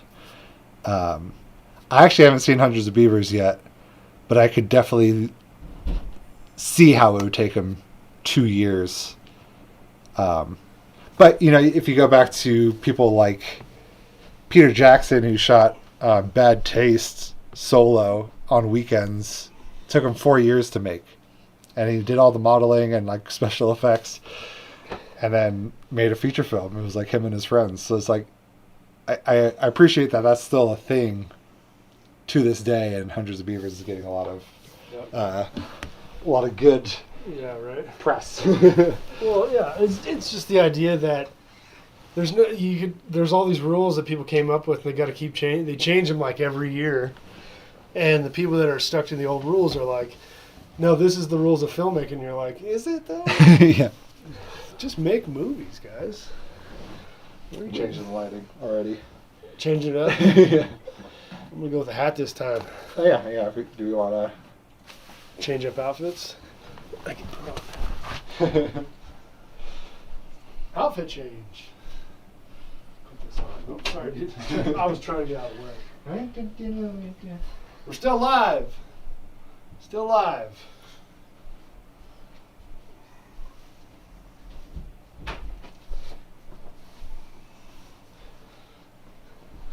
Still live. Just changing clothes right now.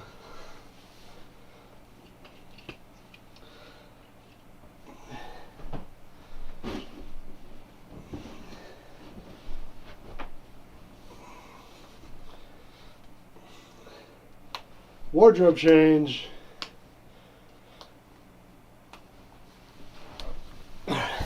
Sorry about that if you guys were waiting. Change up shirts so we don't look the same in all of our casts here. What else we got here? All right. Nice. Love me a quirky Zach Myers collab. Dude's a legend. Legend. Yeah, 2 years. Sean just said that. 2 years to make Hundreds of Beavers. But there's a film right now that they decided they didn't want to do any post-production effects on that just came out. I can't remember the name of it.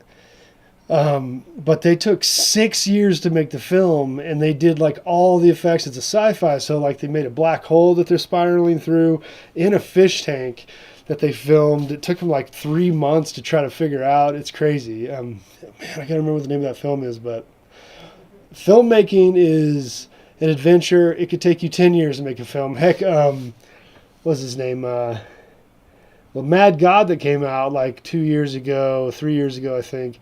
He started working on that in 1985, and he just finally got that whole thing finished and put together into a final film in like the last 6 years, you know? Let's see here.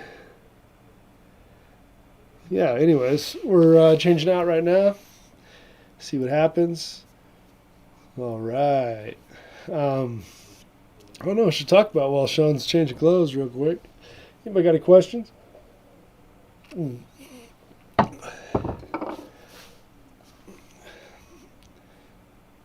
Yeah, Beanzo, Mad God was crazy. I actually bought the Blu-ray because I loved it so much. It was crazy. Talk about stop animation at its finest. I feel like we got a movement for indie filmmaking coming in the next couple years.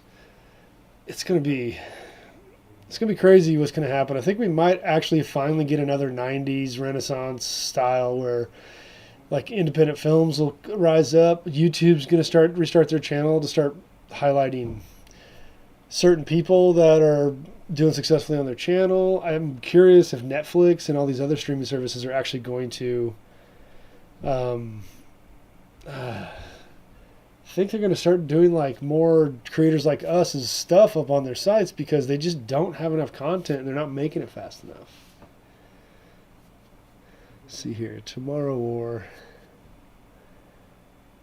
Oh, Tomorrow War. You talking about the one with Chris Pratt? That was a wild film. I liked the monsters in it, and they did have a guy come in and create those monsters for him. I think that's what that was, Tomorrow War, where they're teleporting through time to destroy climate change, which is the theory, but then they find out it's because it's releasing monsters into the wild.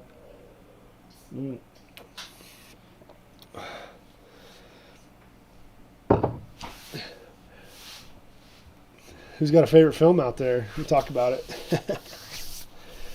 Break it down. Oh, Sean's back. I guess I'll move over. You like my shirt? For those who know. Oh, nice. The legend.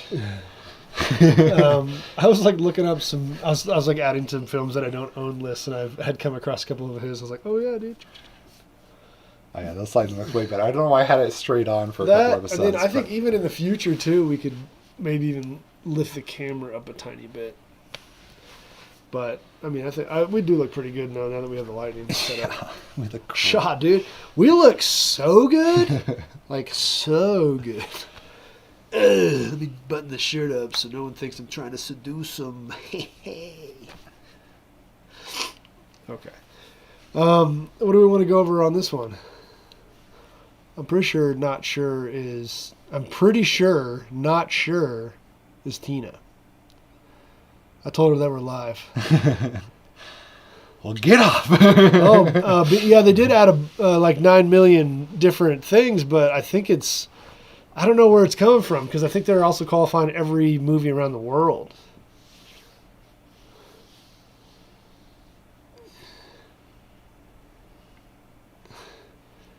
Oh yeah. All right, so we're just like there's just a couple shots. We're just like staring at the screen. Something were to turn into it, we're like. That's half of live streaming. I feel like half of live. What I need to figure out is the not changing of the camera depending on if we're close or far because the exposure keeps changing. It does. Like when I was sitting like right here, I was bright. I was so bright right here, right in front of Sean. I'll figure it out. Okie dokie. All right. Oh, that was and subscribers they added. Holy moly, 9 million. What is that? It's like the population of what? Like Southwest Colorado. That's nothing. What?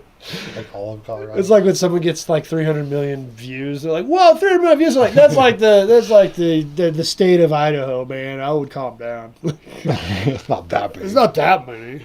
What? It's like we're just under 1,000. Like, but think of that in a room of people. Yeah.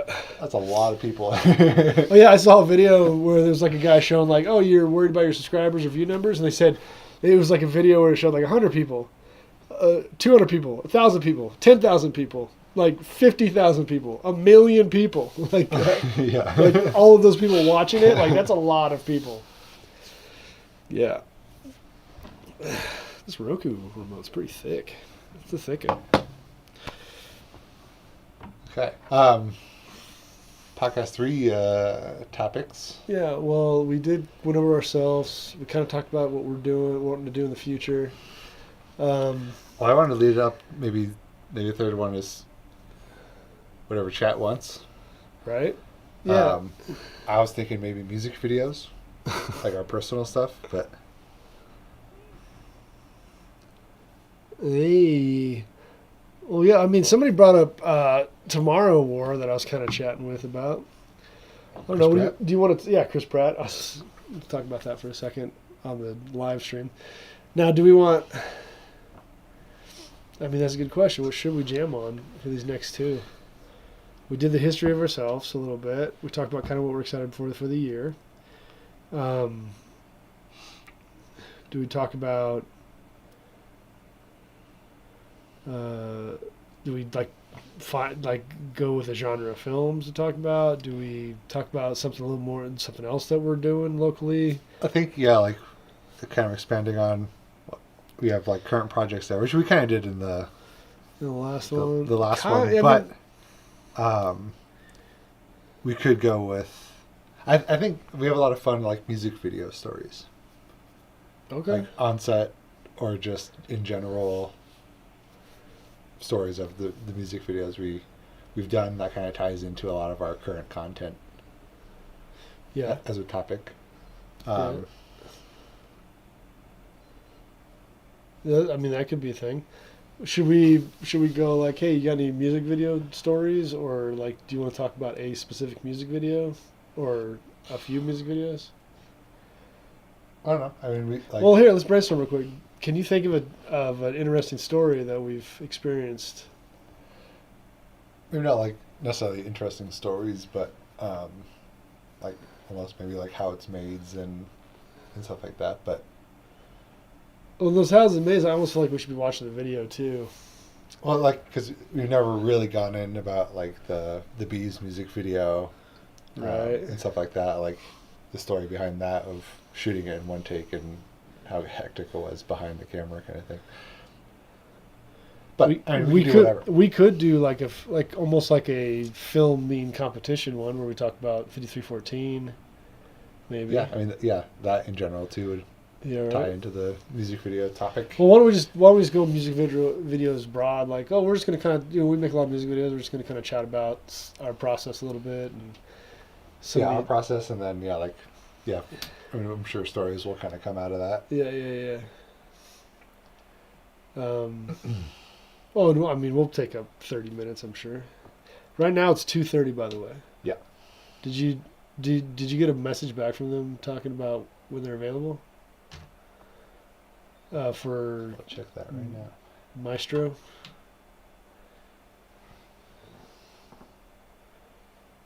We're also trying to have a meeting about a music video here today, so that's what we're also waiting on. Nope. Haven't gotten anything yet. Well,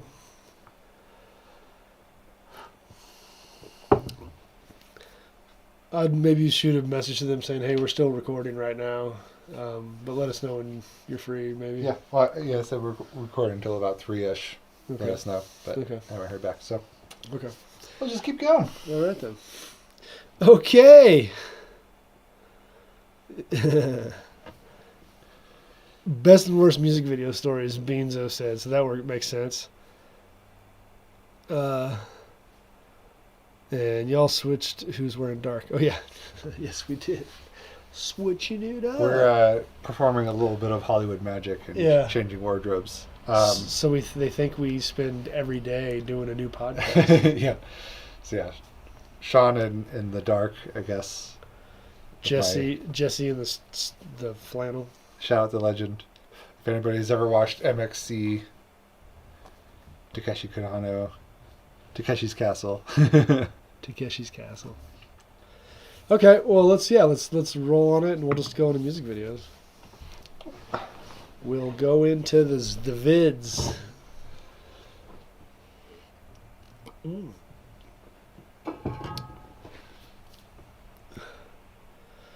Cool. Yeah, we still have 3.5 hours of recording time on the old red.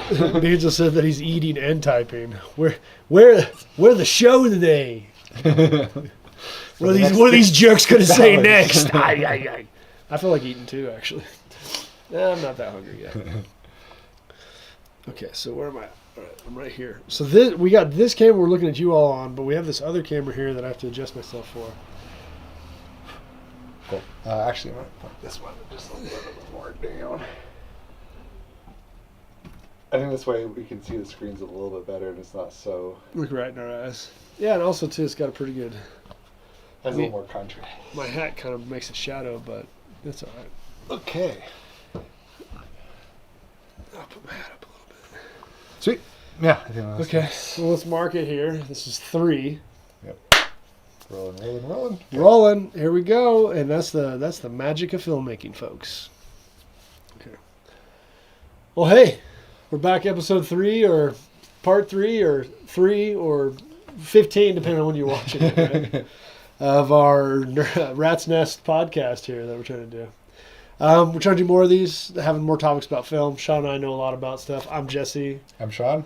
And we are the main people behind Nerd Rat. We have a whole team of people that we work with, but we love what we do, and we have so many things to nerd out and talk about that we decided that we would talk about stuff on a camera and see if anybody enjoys it. Yeah. Which, seems like it's working out. We do have a live stream going, so Yes, if you want to watch these live, we will be doing these as live runs. Like, we've recorded 2 other ones today. We're kind of batch recording. Yeah. It takes a long time to set. Why not even change clothes, Sean? Yeah, to make us look this good takes a long time. Yeah, exactly. And I guess we went over a couple things over a little bit of our history last time, and kind of talked about some other things that are exciting us in the year, and something that we're known for in Colorado specifically is music videos. So we thought we would maybe share some stories and kind of maybe talk about the process a little bit. Chime in if you want to down there. We're going to check chat as much as we want. Yeah, it's our because I might not check it at all, dude. I might never look at it, bro. Sorry, I don't even know how to read. We're too good for the chat. Yeah, we got the chat, but what for? 3 episodes in. Yeah, we're huge. We're legends. Nah, I'm just kidding. We're not legends. We're losers. Local losers. Local losers. Podcast number 3. Heads up. But music videos for me hold a deep spot because that's kind of what got me into filmmaking in general. Yeah. Because, like, in the first episode, we kind of talked about that my first, experiences in filmmaking were in high school, digital video classes. Mm-hmm. But what really got me excited once I kind of realized what video was and could be was music videos. Because at that time, too, I was also, drumming and really kind of pursuing maybe being in a band. Hey, whichever high school right? probably goes through at some point. So music videos was something I watched a lot of starting out in high school, especially when YouTube was kind of pretty new at that point. Because I graduated in 2010, so it was almost like a year or a year and a half after YouTube came on the scene. And bands started posting their music videos more readily than watching it on MTV or on TV at that point. Yeah. Um, Do you remember your first music video? no. You don't? No, I don't. I really don't. But I remember spending a lot of time in the high school computer lab while being being picked up after classes, just watching music videos. Yeah. Can't really tell you which bands they were because I don't even remember what I was listening to back then. Yeah. But I just remember being so like inspired by how crazy, and you can be as complex or as simple as you wanted to, and there was no limit to what you could do. Yeah. Which was very appealing. Right. But yeah. Well, I mean, I got a similar story, but I'm a couple of years older than Sean, so I was at the ripe age of like 11 through 14 in the late 90s when in my opinion, was like peak music video like production. Like you would tune into TRL, like you would wake up in the morning to turn on music videos before you go to like football in the morning. Like I'd watch music videos as many as I could all the time. But also around that, like his late 90s, and then once like the early 2000s rolled around and reality TV came in, less music videos were being played. So you had to seek them out, and then finally YouTube came around, and you're able to see every video you ever wanted. You didn't have to wait for it to come through, which was yeah, it's many times in a row. Vivo didn't quite exist yet, which kind of has like cornered the music video market. So you'd have to seek them out either on websites or on YouTube to watch them if you wanted to. But I remember like around 2005, they started just readily like, oh, the best videos from 1992 or something. You like watch them on somebody's like downloadable site. But I remember sitting and watching music videos and waiting for a certain music video to come on and just wanting to see it. And that right there in itself, like access to everything right now is amazing. But whenever you have if you are restricted from seeing everything you could possibly see, and you're only allowed to see certain videos, and depending on where you were located in the world, or like, you know, what friggin' cable network you were, like it would really depend on what you were able to see. And I remember, like, and I've had conversations with people my age that grew up all around the country, and we'd be watching the same channel, and they'd be playing different things, and they'd tell me about like all these videos that they used to watch when they were growing up I'd never see, and I'd tell them all the ones I'd seen they'd never see. There's like this regional like change up on that stuff, which is interesting because then once you got in those conversations in the middle of the early 2000s, people would tell you about a video and then you go try to find it, or you'd have to go download it on Kazaa or something stupid. And now YouTube's got everything.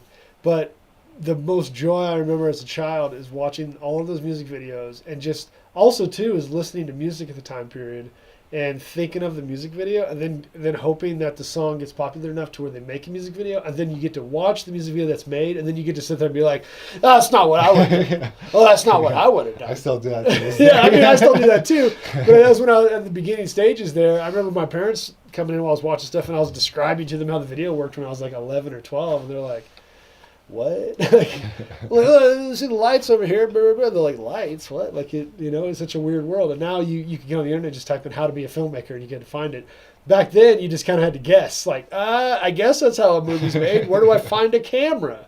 Cell phones didn't have cameras till I was like 23 years old. Yeah. So, like, music videos were easily digestible, and something else that echoes of that time, when you did get a hold of a camera, you didn't have audio equipment. So if you did try to shoot a short film, it was garbage because the wind would be blowing the mic. Sure. Yeah. But if you were to shoot a music video, you could shoot it with anything that would record video. Yeah. And then be able to, lean into the aesthetic. Yeah. And that was the beginnings of learning how to make music videos and understanding they're the easiest and fastest things to make creatively.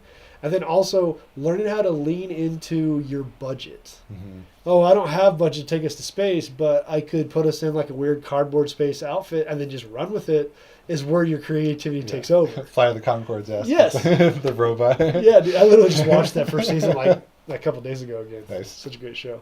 But yeah, that's where it started for me, and that's why we're doing it today. All right. Yeah. Real quick pause. Jesse's a little dark on the main cam. I'm a little dark, Sean says. We're going to brighten me up. That is a pause on the cast. I also got this hat on to make me look cool, but How's that looking? My eyes. Okay. Yeah, I think I might need, if I just lean up a little bit. We have tons of plants in our house, and so we have a fungus gnat problem. So if we do this a lot, it's We just have Tourette's. Just, yeah, yeah. We're freaking out. Okay. Yeah. Yeah, I know it's taking a long time. MV highlights to get around to a podcast. We're doing it now. Oh yeah.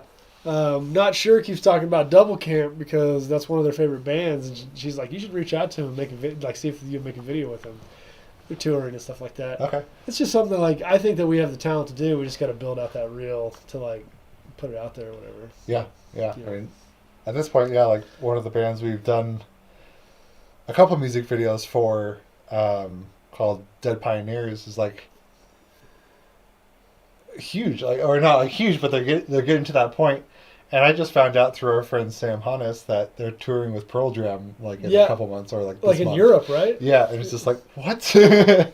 So it's like it's kind of crazy. And that one has, I think we just broke 42,000 views. That just every time I look video. at it, there isn't a moment in that 48-hour timeline that has ever been below like 150 views in 48 hours. Yeah, so it's very like reassuring that we can do something that people like and will watch, which is really nice. Yeah, and something too is like, and how we got them was through that competition, the 5314 music video experiment. That's run by Doug Usher for VIA here in Fort Collins. And honestly, if you don't have one of these going on in your town and you want it to happen, just do it. It's amazing. Basically, they team up with a band and a film team, like a 48-hour film competition where you have to make the film in a weekend, but you don't get to find out which band you're going to have until that Friday. And then you have basically 53 hours and 14 minutes. And that's very subjective to us. Yeah. Or maybe not subjective, but it's because we have 53 14ers in Colorado. Yeah. That's why they named it that. But that's the timeline on it. You can just do a 48-hour. Yeah. Because like 5 hours isn't that much time. Yeah, it's really not. Yeah, right. But it allows for a competition here in Colorado to take place. As an echo of that, there's a lot of people who think of Northern Colorado as the place to make music videos in the state, because we do got a lot of people making videos up here. Also, Fort Collins is a music town, so filmmakers and musicians teaming up in this town makes sense. And it's also one of the reasons why we have a music district, which is huge. And it's one of the reasons why I want to start a film district, because there's such a support for creatives at all different levels in music that we could do that with film, since they're already teaming us all up. Yep. But back to the competition, we get teamed up with Dead Pioneers in year 6, right? Or 7, right? Because they've been doing this for like 7 years now. What was last year? Year 7, I think. Was that year 7? Okay. Yeah. It's all kind of blurred together. We're one of two. We're going to mention Sam again. Sam Hannes is like the only other person that's done every single year of 5314. It's true. But yeah, anyway, sorry. Oh, it's okay. 5314 competition, team up with a band. You get to see what 10 bands are a possibility if you make it into the competition. And so you secretly just like listen to all the bands and kind of think of some kind of concept for all the members, for all the bands, and then you get teamed up and you come up with a video. We do that in Fort Collins, and it's got to be a pretty good following. When they do the showing in August, it's huge. But you get teamed up with a random band every year, and I think it was year 6 that we got teamed up with Dead Pioneers. 7 was Origami with DNA Picasso. Exactly. Got teamed up with Dead Pioneers, and they are on the ups. And that's like one of the first bands that we've worked with that are slowly breaking out right now. Yeah. Yeah, not to like throw shade on any of the bands we've worked with in the past, but like for whatever reason we kept getting teamed up with bands that were like just either not interested in participating, which is weird because there's like the last couple of years has been like 400 bands that apply to be a part of this, and only 10 are picked. Yep. And then just to like throw it off as like I don't really want to do it is kind of crazy to me, kind of insane. Yep. But a lot of the bands we've worked with in the past like break up or something happens where they're not together anymore almost as soon as we shoot a video for them. Yep. Or release it. Yeah. Which is like really like detrimental to our like I don't know, like our growth. Our growth, yeah. It's like, oh, we put all this effort. I mean, obviously you can't put a ton of effort into a video in 2 days essentially. But essentially Jesse and I don't sleep for 2 days a lot of the time on these things, and to see it just kind of crash. But yeah, like Dead Pioneers is doing really well, and you can check out our music videos, plural, for them. But mostly Bad Indian is the one that's like kind of blowing up because we worked with them on a different video, and they liked working with us, so we did a second video last February, and it literally was 2 days ago was our like year anniversary of shooting it, and in the middle of February, beginning of February, I think is when we released it, and so it's about to pass a year, and it's still climbing, which is a first for both of us. Yeah, one like the big blow up for that one, which is really cool. If anybody's watched Reservation Dogs on Hulu, it's like a story about people living on a reservation. Yep. And one of the main actors on her TikTok lip sync to Bad Indian. Like when it was at like a couple thousand listens, maybe if that, on their Spotify, and because of that, it blew up. So we made a music video for it, and it's continued to blow up, and now they're like touring Europe and the US, which is really cool, and we're just like so happy that we're like a small part of this expansion on this band, who like I think kind of deserves it, because the storylines and the music is very impactful and meaningful, especially Greg's kind of a big genius. He's TED Talks and murals. I mean, just a small echo of someone who's he's a Native American, and the song, as you could tell, is called Bad Indian, and the reason it's called that is just basically playing on the concept of the only good Indian is a dead Indian, which is a saying that echoed for years and years and years, and so it's a song about like, well, I must not be good because I'm alive. Yeah. So I guess I'm here. So I'm a bad Indian. Yeah. Which, as two white dudes making a video, might seem weird for us to do, but Greg and we all teamed up. The competition teamed us up together. We love all the things of the world, and it's so great for us to be able to work with Greg, to be able to spread his message, and be able to do cool videos with him, and do something, in my opinion, is just really important. Yeah, well, and it's in a genre that's more my style, because I'm a huge like metal fan. Right. And that's a lot of the music videos that inspire me. So it's fun to do like that kind of. They're not metal, but like a punk kind of like punk. More raw, more heavy feel. Here, time out. I guess bad. Real bad. All right. Well, I use this to read any new chats. This is super fun. I've been really enjoying this. So hopefully everybody that's actually tuning in is also enjoying this. We've had, it's crazy, like 25 total views on this.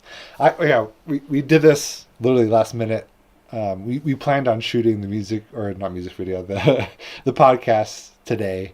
But I was like, why don't we just live stream it? Because we just hit our first tier partner. So that's like really big for us.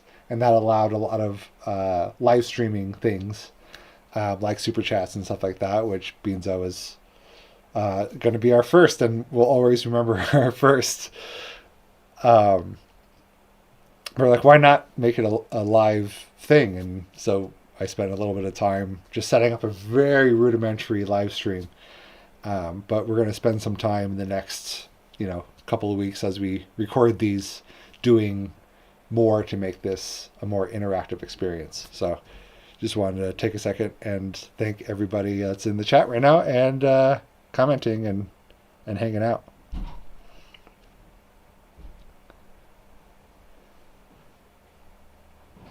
Yeah, you always remember your first. It is true. I won't shout out any other firsts, but Beanzo.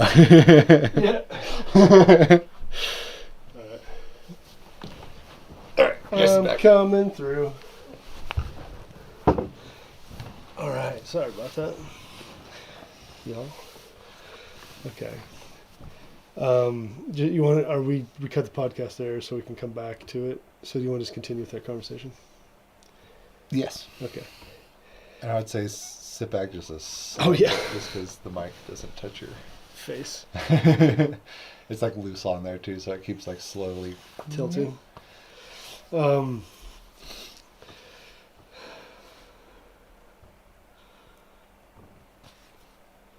So, okay. In between meltdowns. Yeah, right. Yeah, one thing I'm not very interested in having kids, but I know that it is a handful. So I appreciate you tuning in. Yeah. Thanks, guys. Okay. Well, Yeah, I mean, I think we can kind of expand upon 5314 stuff a little bit, just because yeah. we've done it for so many years. Yeah, and let's talk about that. So 5314, like we said, was a competition for film, for music videos. They've been doing it they started in 2018, so that was year 7. They're going on year 8 right now. And it is a really great competition. And honestly, because I throw so many competitions myself, it's the only competition I get to compete in, which is great because we're just always trying to help each other out, have challenges around here. And it's one of the funner ones. I think last time we went to it, there's 150, 200 people there at the premiere. Free premiere at the Lyric. Everybody comes out. We watch them outside. We cheer each other on. Yeah, another tie to the Lyric. Yeah. Like just being our our home. go-to home of Yeah. being able to show things locally. It's our Alamo Draft House, and Ben Moser has been holding that sucker down since 2007. I think it'd be fun to have him on the cast Oh, because he has think some Ben crazy stories. I think Ben would have some stuff to say. He's also like a filmmaker and has done some like feature films locally and Yep. just basically helped every single filmmaker Yeah, that he can. in a way, and also like musician and painter and sculptor. Like, right. And then also being like the local, like, I know how it is, like jaded creative. This is how it works is good because we need a couple of those. Like, yeah, he's been around. he's been around and he hasn't given up, which, bless his heart. Holding down a brick and mortar that's like, honestly, one of the last beacons up here in Northern Colorado for creativity is important. So all the power to the Lyric. And we love it there. Hell, someday if we had the money we grew to it, I would love to be able to invest in it and create it, turn it into even bigger of a thing that it ever was, So, yeah. But back to music videos and stuff like that, like with Dead Pioneers and Bad Indian, and then the other videos we've done for them. We just did one for DNA Picasso for the last competition called Origami. And it was the first time we got a hold of a hip-hop artist and was able to start doing more stuff like that. Which we ended up doing just more of an R&B version of one of his songs, but it's still something different for us this year. Because we always kind of get tagged with like the obscure weird bands. Well, I mean, which is fine. Which works, but a lot of the time those end up just falling apart. But I feel like DNA is another one that's like on the rise locally. Yeah. Which is great too, is without like going into too many like historical like milestones, we do get looked at as the cats that can do anything. And we're willing to bend, and just like every time we show a video for that competition, it's something different. And that's kind of the goal, And honestly, it's just a fun thing for us to do, and it gives us an excuse to do something creative that we love, and it happens to be something that we're really good at. And there's also like we're one of 10 teams, and like almost every video that comes through the thing is freaking amazing. Like freaking Ben Hess's video last year was amazing. I mean, Hudson does something amazing every year. It's him and Frazee teaming up. I mean, and then also too is you got like what they do is you're also encouraging other filmmakers that wouldn't normally get a chance to do this to compete as well. And if you're out there and you're in Fort Collins area and you want to compete in this thing, look it up. It's 5314, a music video experiment, or VIA, or Doug Usher, and follow it because they start taking submissions for it. Like here in the next couple months, and honestly, they get so many bands that apply, and they only bring 10 filmmaking teams in that it's actually an honor that we've been able to compete every single year. But if you think that you want to come in and knock us out of our spot and be our guest, like that's the whole point. Or join our team join our team. It's usually it's like super. We keep it really tight, low key and small. One, because we don't expect people to stay up for 2 days straight and not get paid. It's like it's $1,000 budget, but a lot of that goes to either like an equipment rental or food. Like food's like a huge thing. Most of it's food. So like we'd love to have more people on our teams every year. Well, something to bring up is that $1,000 budget that you were talking about. So they do give us $1,000. They started with 500, which means that they've I actually forgot about that. yeah, it started at 500. They doubled the actual budget, And they keep talking about a $5,000 budget, but I don't think which that's gonna... I think that's going to take some major investment and a major distribution network, which would be awesome. But that also means we'd be teaming up with bands that probably aren't necessarily local either. So there's that give and take of it all. Yeah. Well, yeah. But I would still like to see a $5,000. Like, there was like a series on YouTube at one point called "We did a video for $5,000." Like, that was low budget, and they were like big artists like doing it. And I'm like, whoa, $5,000! Whoa, you can do anything with that. $5,000. We did one. Could you believe it? We did a video under 5,000. I'm like, I can believe it. Yeah. All right.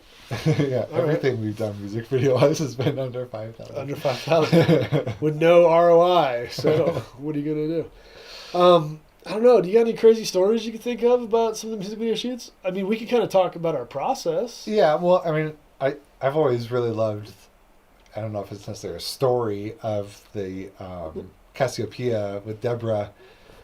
Just like the making of is interesting to me. Well, yeah, let's talk about that because that kind of helps us out with our process. But also, yeah, like the Radkonig one was also like, so when we first started these, we went like real hard into the production, if that makes any sense, because like a lot of people spend the first night planning and then they'll shoot the next day and then edit into turn in. Yep. And we would always shoot the first night, edit the whole second day into the next night, shoot overnight into the next day. So we were shooting so much stuff in such a little time. And with like the Radkonig one by Altus, I think that's the longest I've ever stayed up in my life. I think it was 46 hours straight. We were like, no, that might have been I Am the Owl, where we were like, I gotta just close my eyes for a second, and one of us would lay on the floor. I Am the Owl, yeah, we actually slept during. On the floor, and then woke up. Yeah, that one was fun because we brought all of our footage in to the edit bay. That's a good one. And then as we're editing, we're like, oh, it looks way better sped up.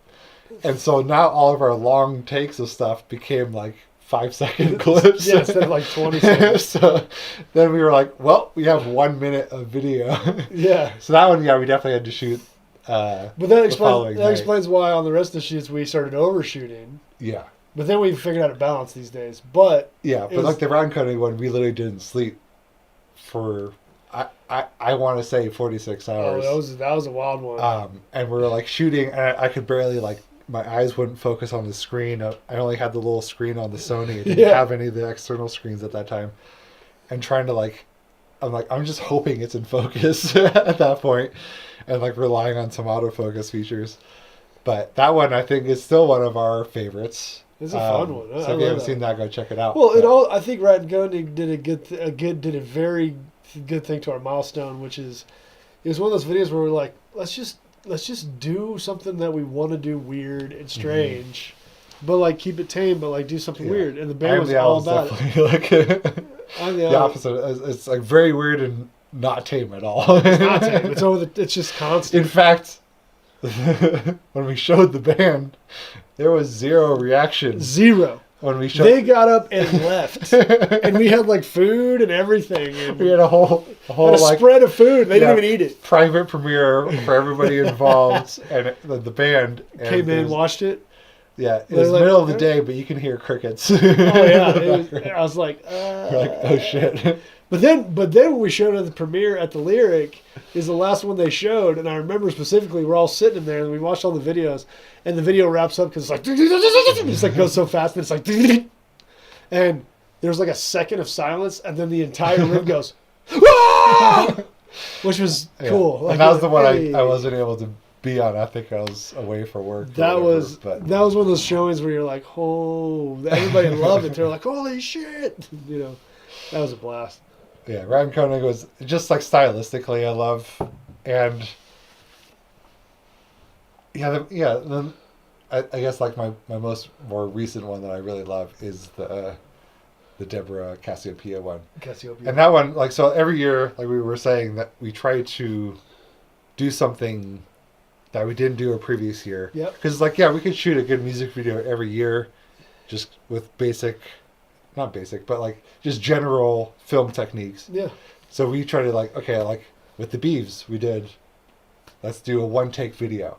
So we spent like the first day and a half setting it up, and we shot it in like 7 or 8 takes. It was 8 takes, I remember. And then we were like, we're done. Yeah, and then we were done, and we didn't have to do much in the editing bay because it was a single take.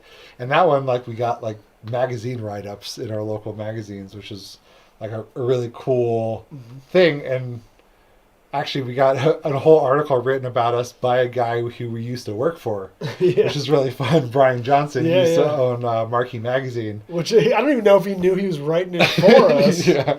But that's an echo of like another time of us doing things. Yeah. Under the Marquee would be a whole other thing we could talk about. Yeah. But yeah, it's just like a special thing every year that we get to do and be weird with someone else's money. Yeah. And a lot of the time the bands just let us do what we want, which is great. But like the Deborah one, we decided to use the probe lens because at that time it was very popular, kind of becoming viral on YouTube and stuff like that. So we're like, screw it, let's try that. Yeah, and just so you guys know, a probe lens kind of looks like this shotgun mic. Yeah, but more like this. Yeah, size. more like that. Yeah, sorry, mine's a little small. It's a long. It's a 14-inch lens. That the very tip of it is a tiny, tiny lens that allows you to see like things in a microscopic level, and then also we had to crank the light. Yeah, well, that was the thing, because we were shooting on my Red, and at the time, the probe lens did not have a RF mount lens for their probe lens. So that means we had to extend that lens's length by another 2 inches using an adapter, which just shortens the depth of field even more. So if you know anything about lenses, the length from the tip to the sensor definitely dictates the depth of field and how close you can focus on stuff. So that's why the probe lens is so long. It extends that distance between the front and the back, but then we extended that even further. So to get any kind of depth that wasn't just like a hairline, we had to shoot at, it was f/40. F/40. Which is crazy because the one on this lens goes up to f/16. Yeah. So we're double what a normal lens would use. And we also had what was the wattage on that light? So on this light, it's a 300X, so it's 300 watts. We had it like almost sitting on top of the scene. With the cone on it to concentrate the light, fully turned on. So like, and it was just like average bright. We still had to crank it. Yeah, it was actually underexposed. But what we did was like, we had everybody on the team make mini sets on like Jesse's dinner plates. Yeah, my dinner plates. Because they were black, like kind of matte dinner plates. And so everybody made a little mini set. We walked around the block and just picked up rocks and bark and moss and stuff like that. But you also brought like some skulls and stuff too, I think. Yeah, well, a lot of it was just like random stuff we have around the house. You can kind of tell in the background. We have a lot of random stuff on shelves. And so we shot like the inner, where like the spinal cord would be on a moose vertebra. And that's like the cave system of the music video. So it was so much fun to create these mini worlds, and then we comped comped this little like space cowboy walking through them, and yeah, I'm just like we actually technically didn't finish in time.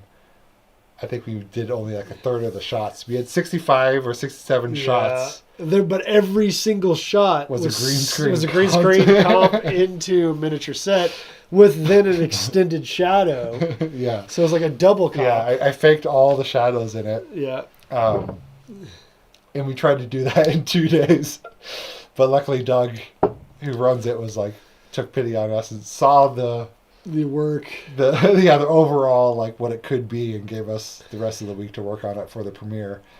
But yeah, like that's another thing I love about these is that at the end of the 2 days, everybody comes back with all their horror stories. And they're all like, we're all standing around a table just being like, I didn't sleep. Yeah. I think I killed a man. I don't know, dude.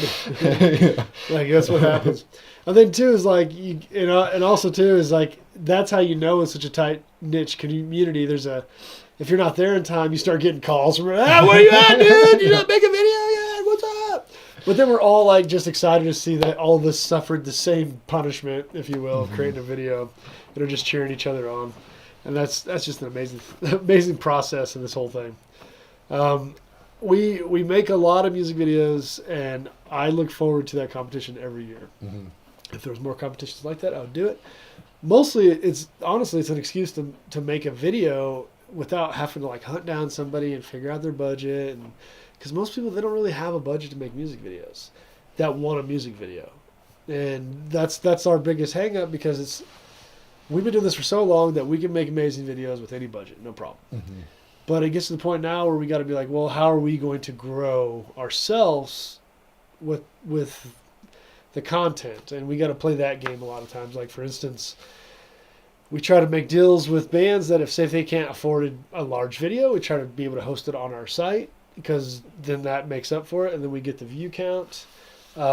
We've had to do merch trades before in the past. Like, we try to figure it out, but we're to the point now that if we're going to grow the way that we need to grow, there needs to be some kind of budget. And it's not because we need to be paid. It's just that's what it requires to make videos that are really Yeah, I mean, gear rentals are not cheap. And to do it right, you need permits and locations and all that kind of stuff. So, like, one thing we've always talked about, one thing we really want to do with growing this channel and making, being able to monetize it through Patreon, which we have a Patreon, if you want to consider checking that out. We have YouTube now, and one of the big things is to take that and be able to do music videos for bands who can't afford them, to help them out, and it's paid for by our community. And that's like one of our big passions, is like that makes us able to shoot a lot of music videos. It helps a lot of local bands, but then there's a budget to throw towards that, and that's kind of something that we're hoping comes out of this, alongside of being able to fund some of our short films and stuff through monetizing the channel. But a big thing is like, if we could shoot one a month and it's paid for by everybody watching, and they get something out of it, the band gets something out of it, and they can help us design it. That'd be a cool idea. I think that we've talked about doing that, and we want your all support out there if you're interested in helping be part of a music video without having to own all the equipment. Or, yeah. Or if you're just a fan of music and you watch a lot of music videos, it's a way to it would probably start local, but it would be a way to give back to bands, and hopefully someday it explodes to the point where we're doing bands from all over the world. Which it'd be so sweet. But if we're traveling to India, small. if you're traveling to India or whatever, South Korea, to do a shoot, and it's all paid for, and all we got to do is shoot a dope video for an international band. I mean, I might consider it. Yeah, it'd make a sweet YouTube video. It'd make a sweet video, And we'll live stream it. Yeah, well, hey, real quick, before we wrap this one up, we got a good question for this. It's, which is your dream artist to make a video for? That's one of them. And I got beans up there. It's like lost work, effort, or, time that we did. But this one applies really well to what we're talking about. So if you had a dream artist that you would make a video for, music video. Stay there, music videos. I mean, one of the bands that I've really been inspired by the last few years is a band called Bad Omens. Knew it. I knew it. Yeah. Again, being a metalhead, and I really love metalcore. They kind of started out, their music videos have always kind of generally been good. But then they got this director named Orny McGinnis. Oh. Who doesn't really even have a YouTube channel. I think he deleted his YouTube channel. I can't find it anymore.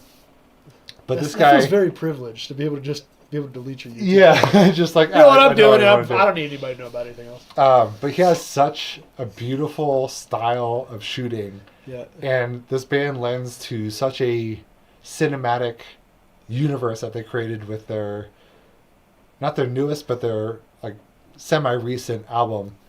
And this guy's done all their music videos since the music video Dethrone. But it's almost like Blade Runner-esque in how the scope of the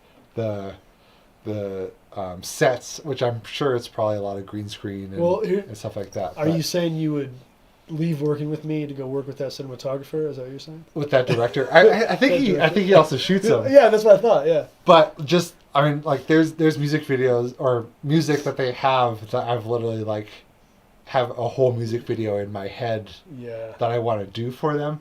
And honestly, I think that'd be kind of a fun, like, do like a fan made video. But that would be one of them. Bring Me the Horizons, another, like, one of my all time favorites. They just do some really cool music videos, in my opinion.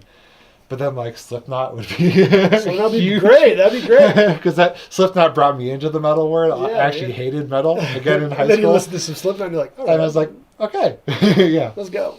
And then, like, on the random tail end of that, if I had a top 5, we'd be like, okay, go. Just because they do some really insane music videos that require a lot of planning and a lot of work for a small outcome. Not a small outcome, but, like, a music video is a pretty small outcome from, like, thousands of hours of work. Right. And they actually just put out a music video this last week that reminds me of, like, old Mystery Guitar Man. It's all on phones. They shot, I think it was 1,200 takes and used 64 of those shots across 64 iPhones. Jesus. And made a whole, it's like a mosaic, but all 64 iPhones make one image kind of thing. And it's like, no one else is doing that. No one else is putting that work in. Yeah. Stuff, right? So it's like, I don't actively listen to them, but I've watched their music videos hundreds of times. So, like, yeah, that's not my top 1, but I guess top 5. Yeah, top 5. So, well, this is a tough one because the reason I'd want to work with an artist is because of the work they're doing, which means that if I did a video for that artist, I'd probably have to stick in their vein. For instance, like Tommy Cash. I would love to do a video for Tommy Cash, but you know what kind of video you'd be making. yeah. You wouldn't be doing anything too experimental. What? No, I mean, like outside of his realm. Like, you'd come up with some ideas, Okay, yeah, but there'd still be the Tommy Cash vibe. Yeah. You wouldn't be making a, what is that, that band from Germany that we also do? Dekine. Or, yeah. It wouldn't. A Dekine is an echo of Tommy Cash, but not as extreme, you know? Yeah, they got their own style. Exactly. But, like, this is what I think would be a dream. An artist is up and coming, and they're rising, and it is something like metal-y, electronic-y, something that's, like, a little weird. Mm-hmm.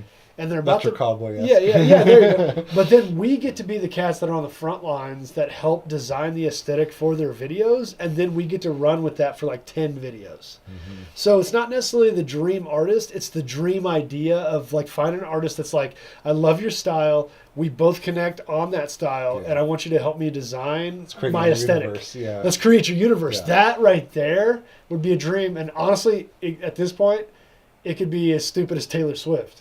But the idea of someone coming and going, create a universe that you can handle and then put me into it, that's the dream artist. Yeah. Tyler Creator, Oliver Tree, All of Tommy us, Cash, Orville Peck. Yeah, dude, fucking just Little Big. Own. Yeah, they have their own little thing, and they're like an echo of the late 90s, which I love.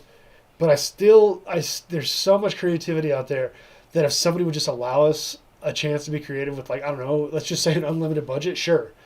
We could do something for them that would put them over the edge. And that's the dream artist that I'm looking for. I don't even know who they are. We'll find them. If you are that artist. If you're that artist, hit us up. Comment below. Exactly. Well, y'all, we're trying to keep these around 30. I think this is a good ending point for this one right now. Mm-hmm. But we love music videos. If we also have these music video reviews that we've been doing. Yep. Yeah. Excuse me. We're going to try to change those up a little bit. But if you have any videos you want us to watch and get our opinion on, we will. Send them to us. We think we're going to start doing another series on them that are basically only requests from you cats out there for videos you'd like us to talk about and review. We've got some other stuff coming up too, but there'll be a lot more music video talk because a lot of the local people that are filmmakers in our area have done music videos too. Yeah. So I think it'll just kind of be a general thing. We just wanted to kind of talk about our music videos for a second because we talk about so many other people's music videos. Right. It's our chance to get it off our chest a little bit. So yeah, thanks for checking it out, and hopefully you've checked out all of our music videos. If you had, I'm going to do a classic. It's probably on the screen somewhere right here. I'll go find it. But yeah, thanks for tuning in. See you next time. All right. I gotta pee again. What? Dude, that's like my 4th beer. What's happening is I'm just full of piss right now. I mean pee. Internet, I said urination. Yeah, dude. It's 20 minutes after you drink something, Sean. It tries to come out of you. And when you're almost 40, it's like 15 minutes. All right. All right. That's 3. Yeah, the probe lens too. I think on our Instagram we have a shot of one of the. We didn't really have like anybody shooting behind the scenes or anything, so unfortunately we don't have a whole lot from that day. But yeah, so what we didn't actually get into, I forgot to mention, because the light was so close to our plate. We had like water sets. The water was evaporating, and you could see visible steam off of it because the light was so close. And these are LED lights, so this is an LED like aperture light, but it still got that hot because we had it turned up all the way. Another fun thing that we didn't mention on the actual podcast episode, which now I feel like I should have, was that because the probe lens is so long, any movement from the camera is like exacerbated at the end of the lens. So any movement is super shaky. So whenever you see people using that probe lens, it's usually for like food commercials and stuff like that. And it's usually on a robotic arm that has no like human interaction. So what we did to create movement in those shots was actually put the set on a dolly. Our set was just like the plate with a bunch of crap on it. And we would move the whole set by the camera, so the camera never moved.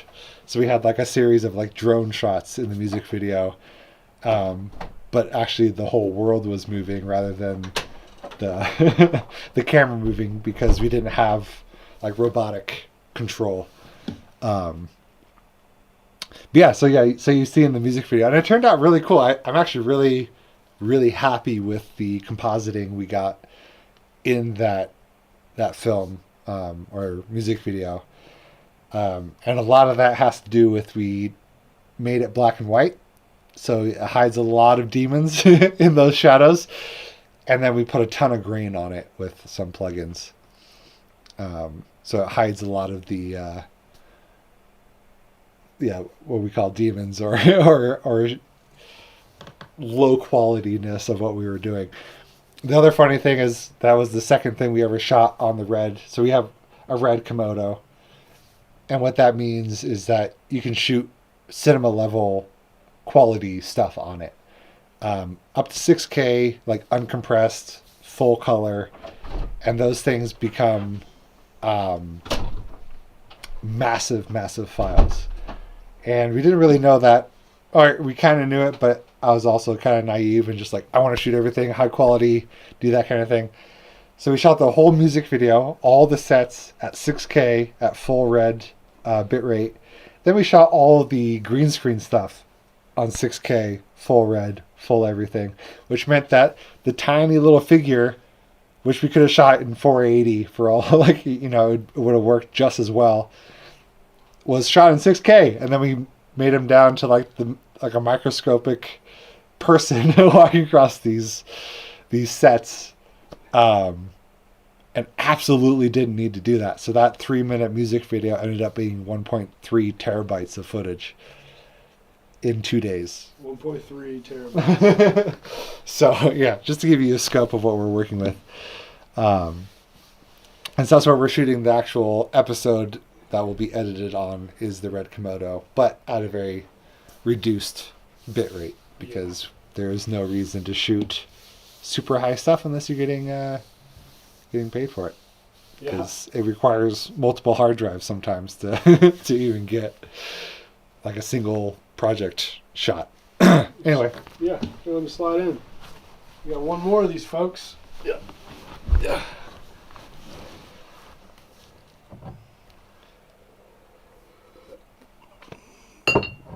Oh yeah. The biggest loss, that would have been a good one with the fucking Sam Hosjulik video where we went to man, I forgot about that video. We went to let's just do that as a, here's Miller. Yeah, right. He's a puppy. You. Yeah, what's up, bro? Oh, you're fine. Oh, that's fine. What's up, man? We're between episodes. We're just talking to people in the. Yeah, I mean, do you want to talk about that on the live stream real quick, or do you want? Yeah, we could do it here, but I feel like that'd be a worthwhile one, bringing it up on a podcast in the future. Yeah. But just let's like bullet point it. Right. Just. Yeah, we got a video for an artist out of Denver, right? Mm-hmm. And we traveled to the Salt Flats for part of it and shot some of it in Denver too. Yeah. So like it was like she's like a pop. I guess like acoustic pop artist. Yeah. So we shot. There's like a recording studio that they converted a mansion Yeah. into a recording studio. So it's like drum sets in the living room, but the living room's huge, and so you can get like natural reverb, stuff like that. But it had a really cool vibe, and they knew the recording person because they recorded their album there. So we shot part of the music video there, like the storyline, because it's kind of about a breakup and getting over a breakup, if I remember correctly. Yeah. But then we're like, let's shoot it in the Salt Flats. So we went directly from that shooting all day, drove all night into the morning to the Salt Flats, and set up and just shot a bunch of stuff in the Bonneville Salt Flats in Utah. And lit furniture on fire, which didn't really play. And that was like our first drone shots we borrowed. I think it was actually Sam's drone. Sam's drone that we borrowed. So we really need Sam on the podcast. We do. But yeah, we shot some drone stuff. And then we also shot in a recording studio in Fort Collins. What is it? What's their name again? Are you talking about Higher Ground? Higher Grounds, yeah. We shot part of the like band performance stuff, so they actually hired like people to come in as the drummer, and like I think we had someone playing like trumpet or something. Yeah. So we shot all that, edited everything, got it to a finalized thing, and then Sam Hosju, like the artist, not Sam our friend, actually found out that she was being scammed by her investor, and all the money that we were promised for the music video wasn't there. so we never released the video. We never released the video. Honestly, which in hindsight, we should have just done it. Yeah, I mean... And I have no idea where that is. It's probably on a hard drive. I mean, at this point, watching it, we'd be like, oh my God. Like, it's not... It was bad, but it's like... But it was like, it was we cool. put a lot of time into it, you know? What are you going to do? That's all in the growing pains of where we are now, learning from that. But also, too, it was like, we can't pay you, so we don't want to put the video out. And we were like, yeah, we'll stand our ground on that. But we're also like, but we did all that work. Should we put a video out? Yeah. We would have just hosted it. Like, why didn't we just do that? Yeah, why don't we just do that? Whatever. Now, there's a couple of videos like that. What was it? The retrofit video, too. Oh, yeah. The only place that's ever been seen is a few shots in our demo reel. And I think it actually played at some kind of Horsetooth event that Johnny wanted to play it at. Oh, okay. But it was like a private event. It wasn't like everyone was invited sort of thing. Yeah, we should look into just putting that one out. Yeah, that's a good idea. We should put that out. Oh, yeah, the file sizes. Going back to that. Definitely have had to buy a whole like server setup for the Red because it's just too much, and we for some reason shoot YouTube videos with the Red. Looks like Beanzo's been watching your retro camera reviews too. Yeah, that's another thing this year I want to get back into because I do really enjoy the research on those, and I've only done 2 of those, and I have and those are seem to be quite popular. Yeah, it's just like getting 8 all or the 9 research. of those cameras. Yeah, so it's just finding the time to sit down and record myself. More of those, yeah. But they will be coming out this year. Yeah. Probably not very many, to be honest, but we'll do a few more of those. Yeah. Well, we are going to transition to our 4th cast of the day here. So I guess let's brainstorm what we're going to talk about a little bit. Old cameras. Old cameras. And I'll just sit here and cameras are old, right? Let's see. What if we did... So we talked about music videos, which we've done ourselves. Yeah, you can tell we didn't really plan today. We kind of wanted to keep it conversational, but now we're just thinking of focal points, really. Let's see. What can we do? Well, as our last one that we're going to record for today, we could talk about like maybe something we're going to work on soon. Maybe. We kind of already did. We kind of did that. About maybe. Yeah. Maybe we just ended at 3. We do 3 today, and then maybe the next one we bring somebody else on. Yeah. Sam, the famous Sam, Yeah. is going to be back in next week, so maybe we can do another session like this because we've already been streaming for. Well, hey, how about this? Yeah, 2.5 hours. We have been. If we did want to do one more, and we're going to bring Sam on for the next one, we could talk about how we met Sam and a little bit of V-Song sort of stuff if we wanted to. Sure. To kind of foreshadow Sam coming on to the podcast. Yeah. I like that. Yeah. It's And easy. then we could just kind of, then every time we bring somebody on, maybe we could focus on them a tiny bit at the end of a podcast or something. Yeah. And hopefully we actually do an episode with Sam. Well, we'll just bring up like, hey, we've talked about Sam a lot, and we're going to bring her onto a podcast, but we kind of want to talk about how we met her, and then when we know we're going to have Sam on, put that podcast that we talk about her on before the week that she's going to show. Could be the case. And if we're doing like a month ahead, then that's plenty of time to be like, are we going to get one with Sam on board? Because Sam is kind of the reason. Wardrobe change. Yeah, wardrobe change. I don't know. I think two at a time is acceptable. Yeah, right. Yeah, I'll do this again.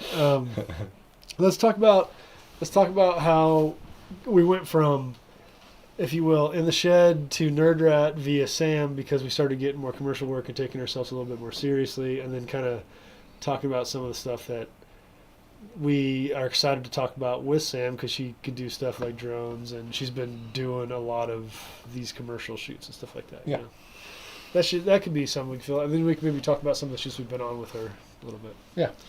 Okay. Well, yeah, let's do that. Do a Sam highlight. Do a Sam. Well, we could even we could just see where it goes from there, but that's kind of be like our main goal. Yeah, let's do it. Okay. All right, we're gonna record our 4th and final. Before you do that? Did you get a message back? I haven't yet. Okay. It's 3:30. Yeah, just likes on our post that we're doing this. That's all that's come through on Instagram. So. All right, cool. All right, well, Sean's setting camera, and then we're gonna start rolling on our next one. Yeah, and refuel. Cool. All right, anything else? Thanks for being on here, Beanzo, dude. Yeah, let's get a conversation going via text, and I could get up on your cast. Maybe you can send me a couple videos that you've done that might echo what we've been talking about, because I'm excited that we're getting to this element more. So let me know, dude. Everybody out there? I know we're not excited at this moment. These in-betweens are answering questions and changing clothes and getting drinks and stuff. Find us on, also too, is if you're on here and you found us via this page, go find us on Instagram, Nerd Rat Media there as well. If you want us to do any work or know somebody that would benefit for some of our work, we have Reels. We have our website, which is nerdrat.media, if you want to head up on that. It's just us being us out here. We're going to do some creative stuff soon. Yeah, I just don't want any dead air. Don't want any dead air because, dead air is scary. Dead air is scary. Yeah, it's not that scary. Just because I'm waiting on Sean here, moving out to Colorado after living in Missouri. I got some homies watching back there. I went back and visited last time and kind of talked to a couple cats in that area about putting on a festival in the southwest Missouri area that would help out the Joplin area. So I've been kind of talking to some folks about that, and trying to see what that looks like. Because now that I've done all this festival stuff out here in Colorado, Might be on the yeah, podcast there. I've found some hiccups that I could fix easily if I started fresh and maybe having like a satellite festival or location or something like that. So yeah, we got Pup on deck here. He's going to be answering questions. He's like, nope. He's like, all right, I see the camera. I'm out of here. All right, classic Pup antics. Let's see here. Show us your string. No. Your string. Yeah, Tina knows something that the audience doesn't need to know. Not gonna do it. Not sure. I'm not doing anything with a string. Nothing.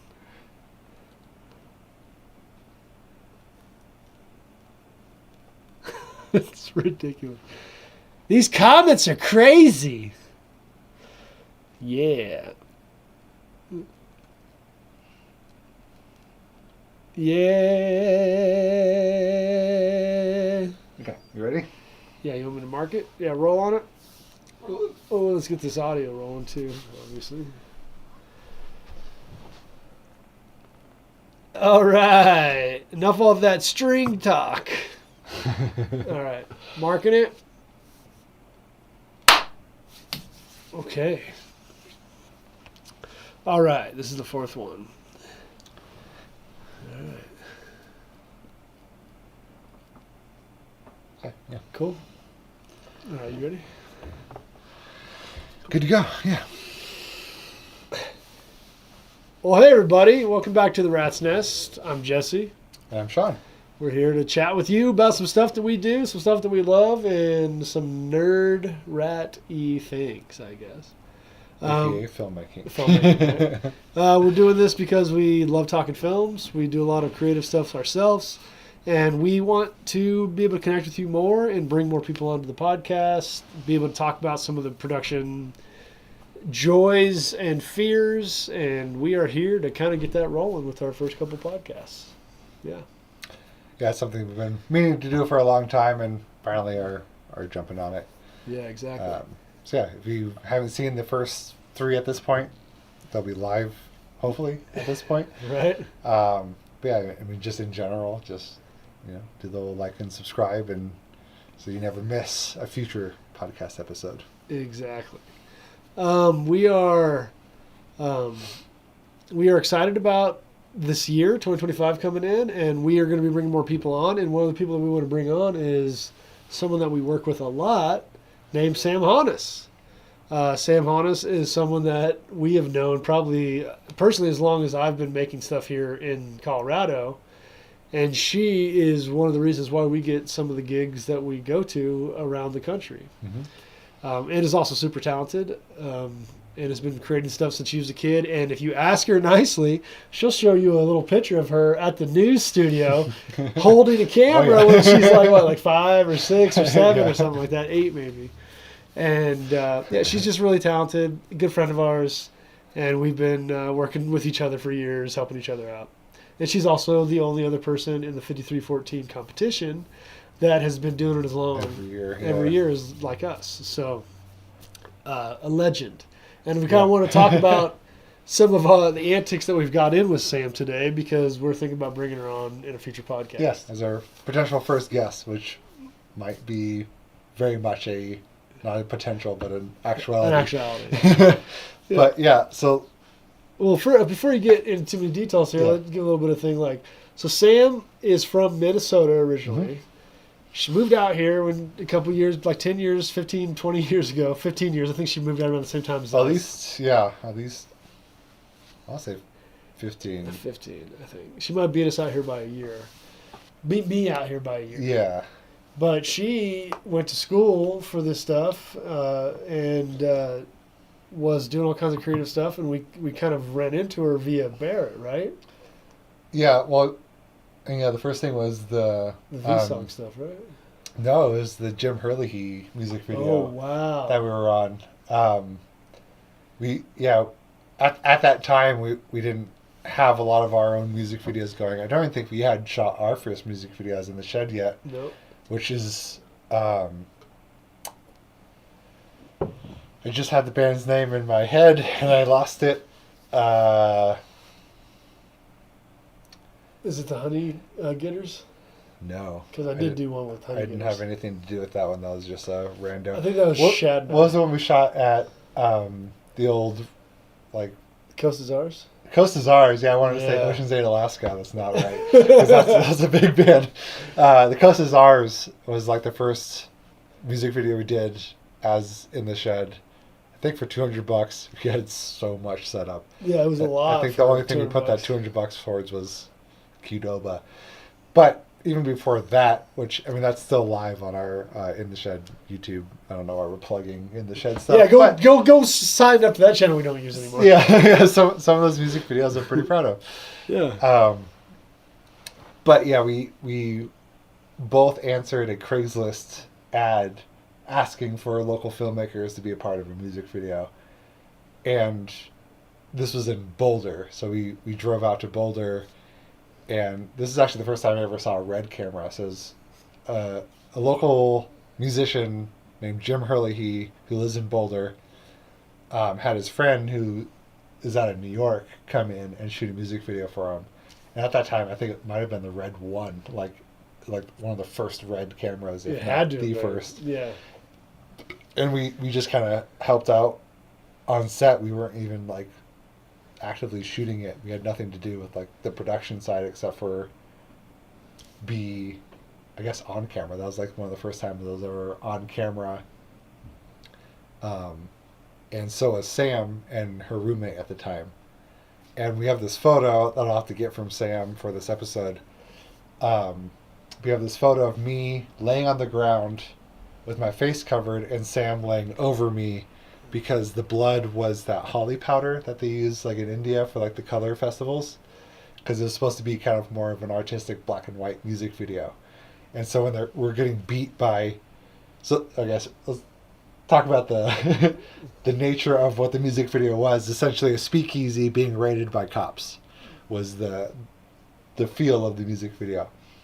So Sam and I played members of the speakeasy that are trying to run away from these cops. And so when we're getting beaten up, the spurts of blood are holly powder, but since it's black and white, it's just different tones of grays. So we have this fantastic photo of me with my face covered so I didn't get all of this stuff in my eyes, but covered in holly powder, and Sam like laying in the bushes. And that was like the first time we met Sam. After talking with Sam, found out that she lived less than a mile away from where we started, which, talking about in the shed, we literally started in a shed off of Prospect and like LeMay. It was a one-car garage in the back of where Barrett was staying at this point, but it was largely empty, and that was where we were shooting some stuff. No, it's literally like it's hard. Like, so we're off Prospect and LeMay now, where I live. It's literally one block. Oh, is it really? Yeah. We walk by it every time we walk Miller. And you're like, hey. So we started there, but then we found out that Sam literally lived like up the street off of Prospect, and yeah, from there it was just kind of we would help shoot music videos for her for like Wasteland Hop down in the Gallery Underground that Tomas owned. We shot like Aspen Hourglass music videos with Sam. Largely just kind of being either extras or just helping produce. But yeah, Sam was always doing like random stuff around town and still does. That's the beginnings of our blossoming relationship with Sam Hannes. such an echo of time. And then there was the shipwreck video that came not too long after that for In the Shed. And I didn't fully join. That was my first shoot with you guys on Within the Shed, was the shipwreck video. Yeah, by Chasing Addiction. Yeah, Chasing Which Addiction. I'm still like, that's like a pretty solid music Still a video. good video. Still a good video. For what we did. A lot of that was shot on like the original Canon 7D. Yeah. which is at my house right now. Yeah. Yeah, still around. But I remember shooting that video and being like, oh, shoot, this is the future. Mostly because I was running lights. I think I'd rigged all the lighting for that. Yeah. And then I was running lights with it was like all of the cords had buttons on them. So it wasn't a switchboard. So I had like 7 cords in my hand and I was just running through them all with my thumbs. And I had like Shad or somebody help me out too. Yeah, if you look closely enough, I think they're in the background of a couple of the shots in the barn. Yeah, definitely. And then like through that progress of meeting Sam and knowing her, that's when the V-Song stuff started, right? And that took us out to California, where we stayed in your grandma's house right in Laguna Beach, which is the first time I'd been to California. I remember. Yeah, nice. I was like, holy cow, this is California? Dope! Laguna Beach? This place rules. Yeah, because the V-Song stuff came through someone that Barrett had met while living in Korea. Yeah. That was doing these productions. And so Barrett and I went and met up with Sonny, and I forget the other guy's name, doesn't really matter. And I was dressed like a button-up with a fedora. I used to wear fedoras at the time. Sean used to wear fedoras, guys. I had skinny jeans, and I showed up real nice.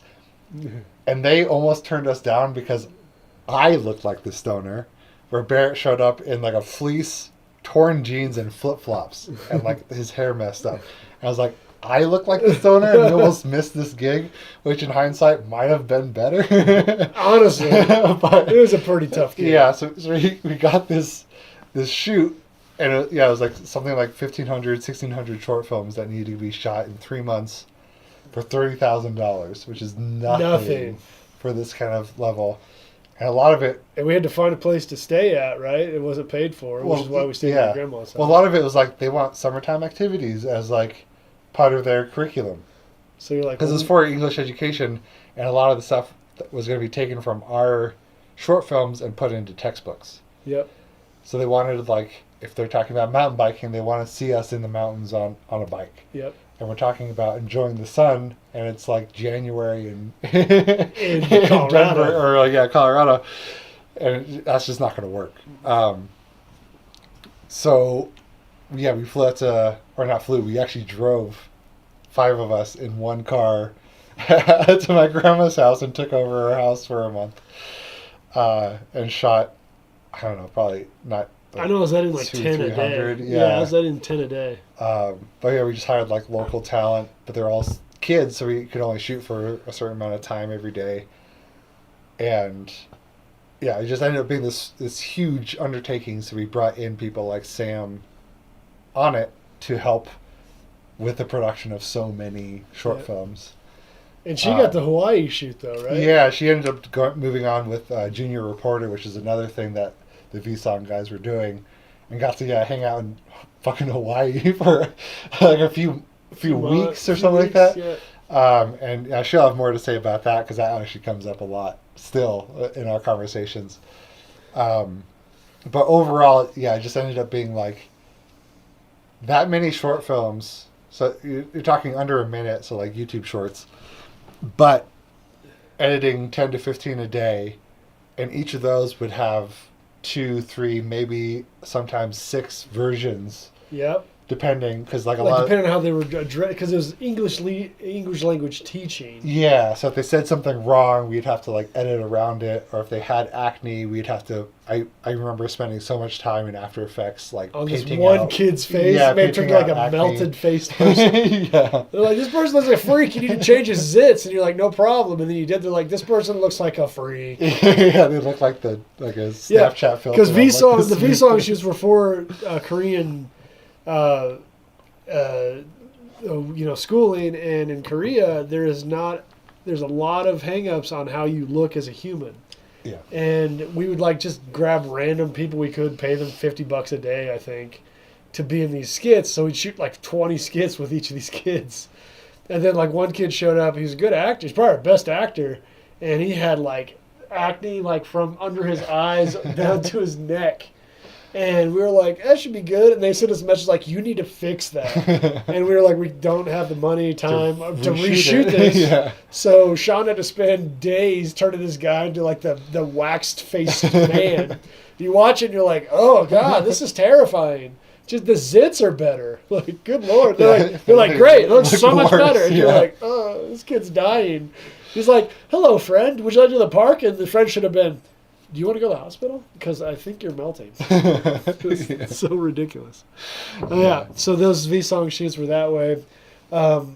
And also, too, I remember at the time, and I regret it to this day, but during the shoots, one night you guys all went and saw Book of Mormon when it was on tour in California, and everybody went, and I decided to hold my ground and be like, you know what, I'm going to edit today and get these done. Yeah, and like years later, they don't mean anything to me, and I still have never seen the Book of Mormon, and it's legendary. It's coming back to I heard it's Colorado. going to Denver. I think it's coming to Denver. Yeah, I want to take Francis. But man, like seeing it on the front end of like its run would have been like one of those things that I would have been talking to this day. With the because what was his name, Josh something that played Olaf in the Frozen movies was the main guy. Yeah, whatever, Josh Ito or Josh. Whatever, but yeah, it was just one of those like, I'm gonna take this work in. I'm gonna do it instead, and now I'm like, oh man, I wish I would. Why did I do that? It doesn't matter. No one's asking about my great V-Song edits. Yeah, I mean, I don't think we even have any of the hard drives from that. But like, we were the only editors really. Like, Barry did a little bit of sound here and there, but we literally had this big table in my old apartment that we sat like face to face, and we would sit there watching Parks and Rec on a screen. And editing for like 12 hours a day. Parks and Rec, I think Community too. Or Community, I mean, anything, American Dad. Yeah, like, something that would just be episodic and we could just crush. Yeah. That was that. I mean, I do those moments of us. I think there was a New Year's Eve that year where we went out and partied, got drunk, and then like by 11:30 we had come back to continue editing. Probably. Yeah. I remember there's a couple of moments that I would sleep under the table some nights because there wasn't anywhere for me to sleep. Yeah. And that Marty was living there at that time too. And now Marty's married and in a house now.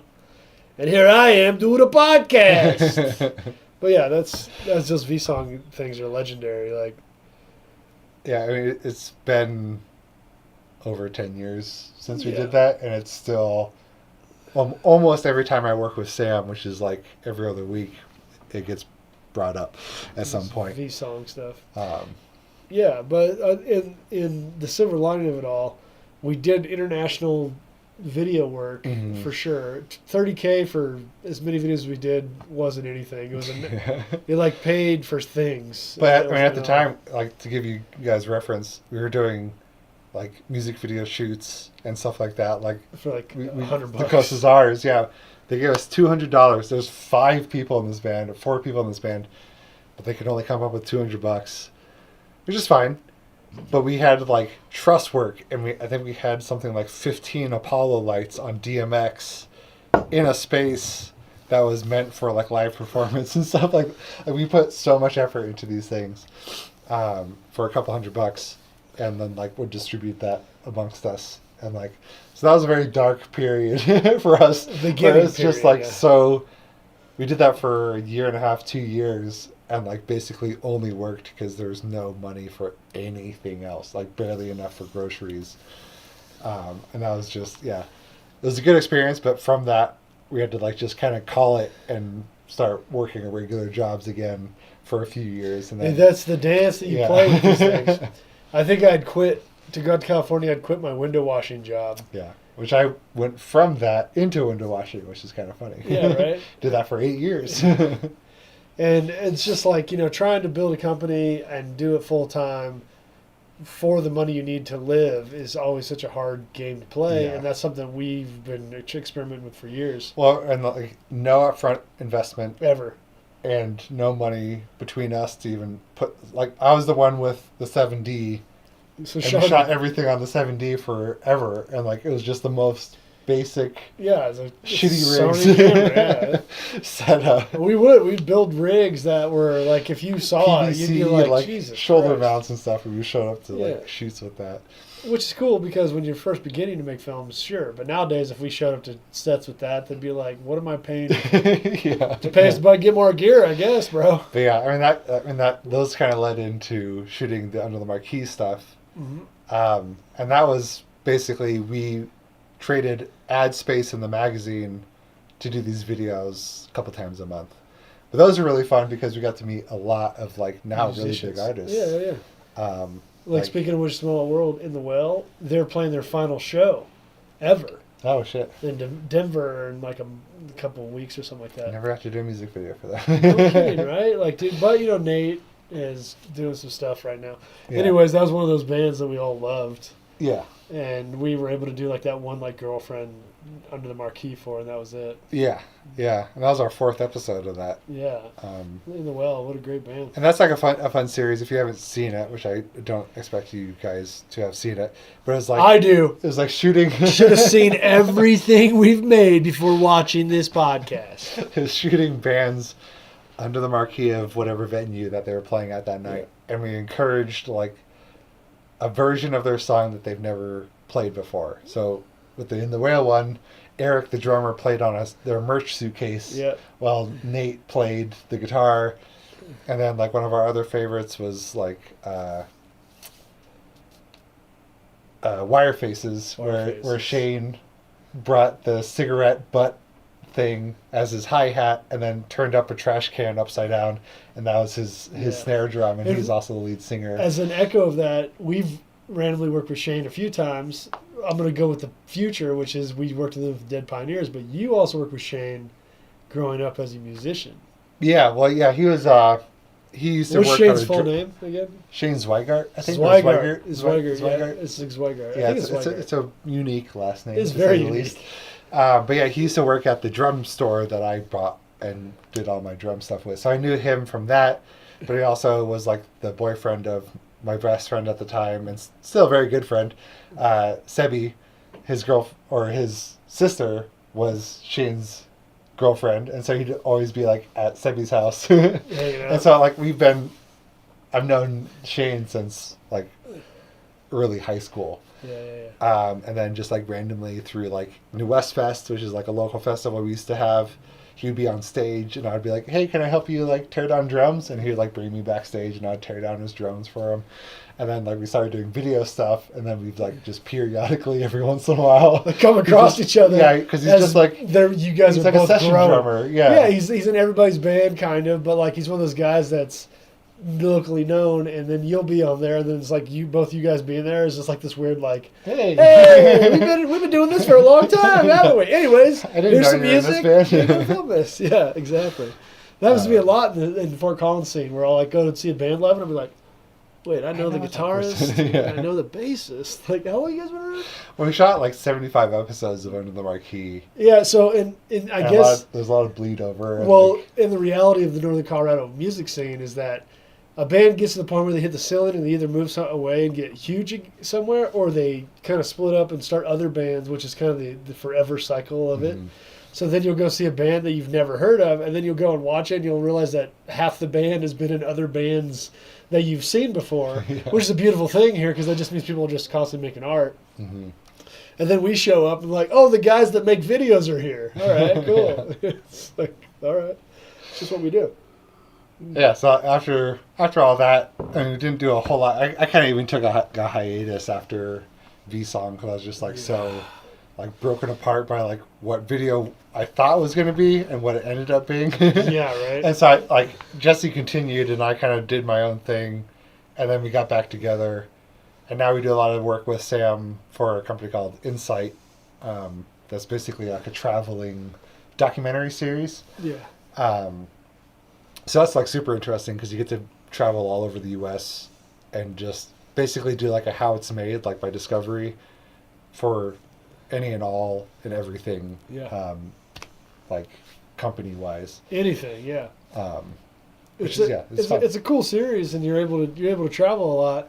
But there are days where, especially with Sam and stuff, it's like we get on the plane, we go shoot.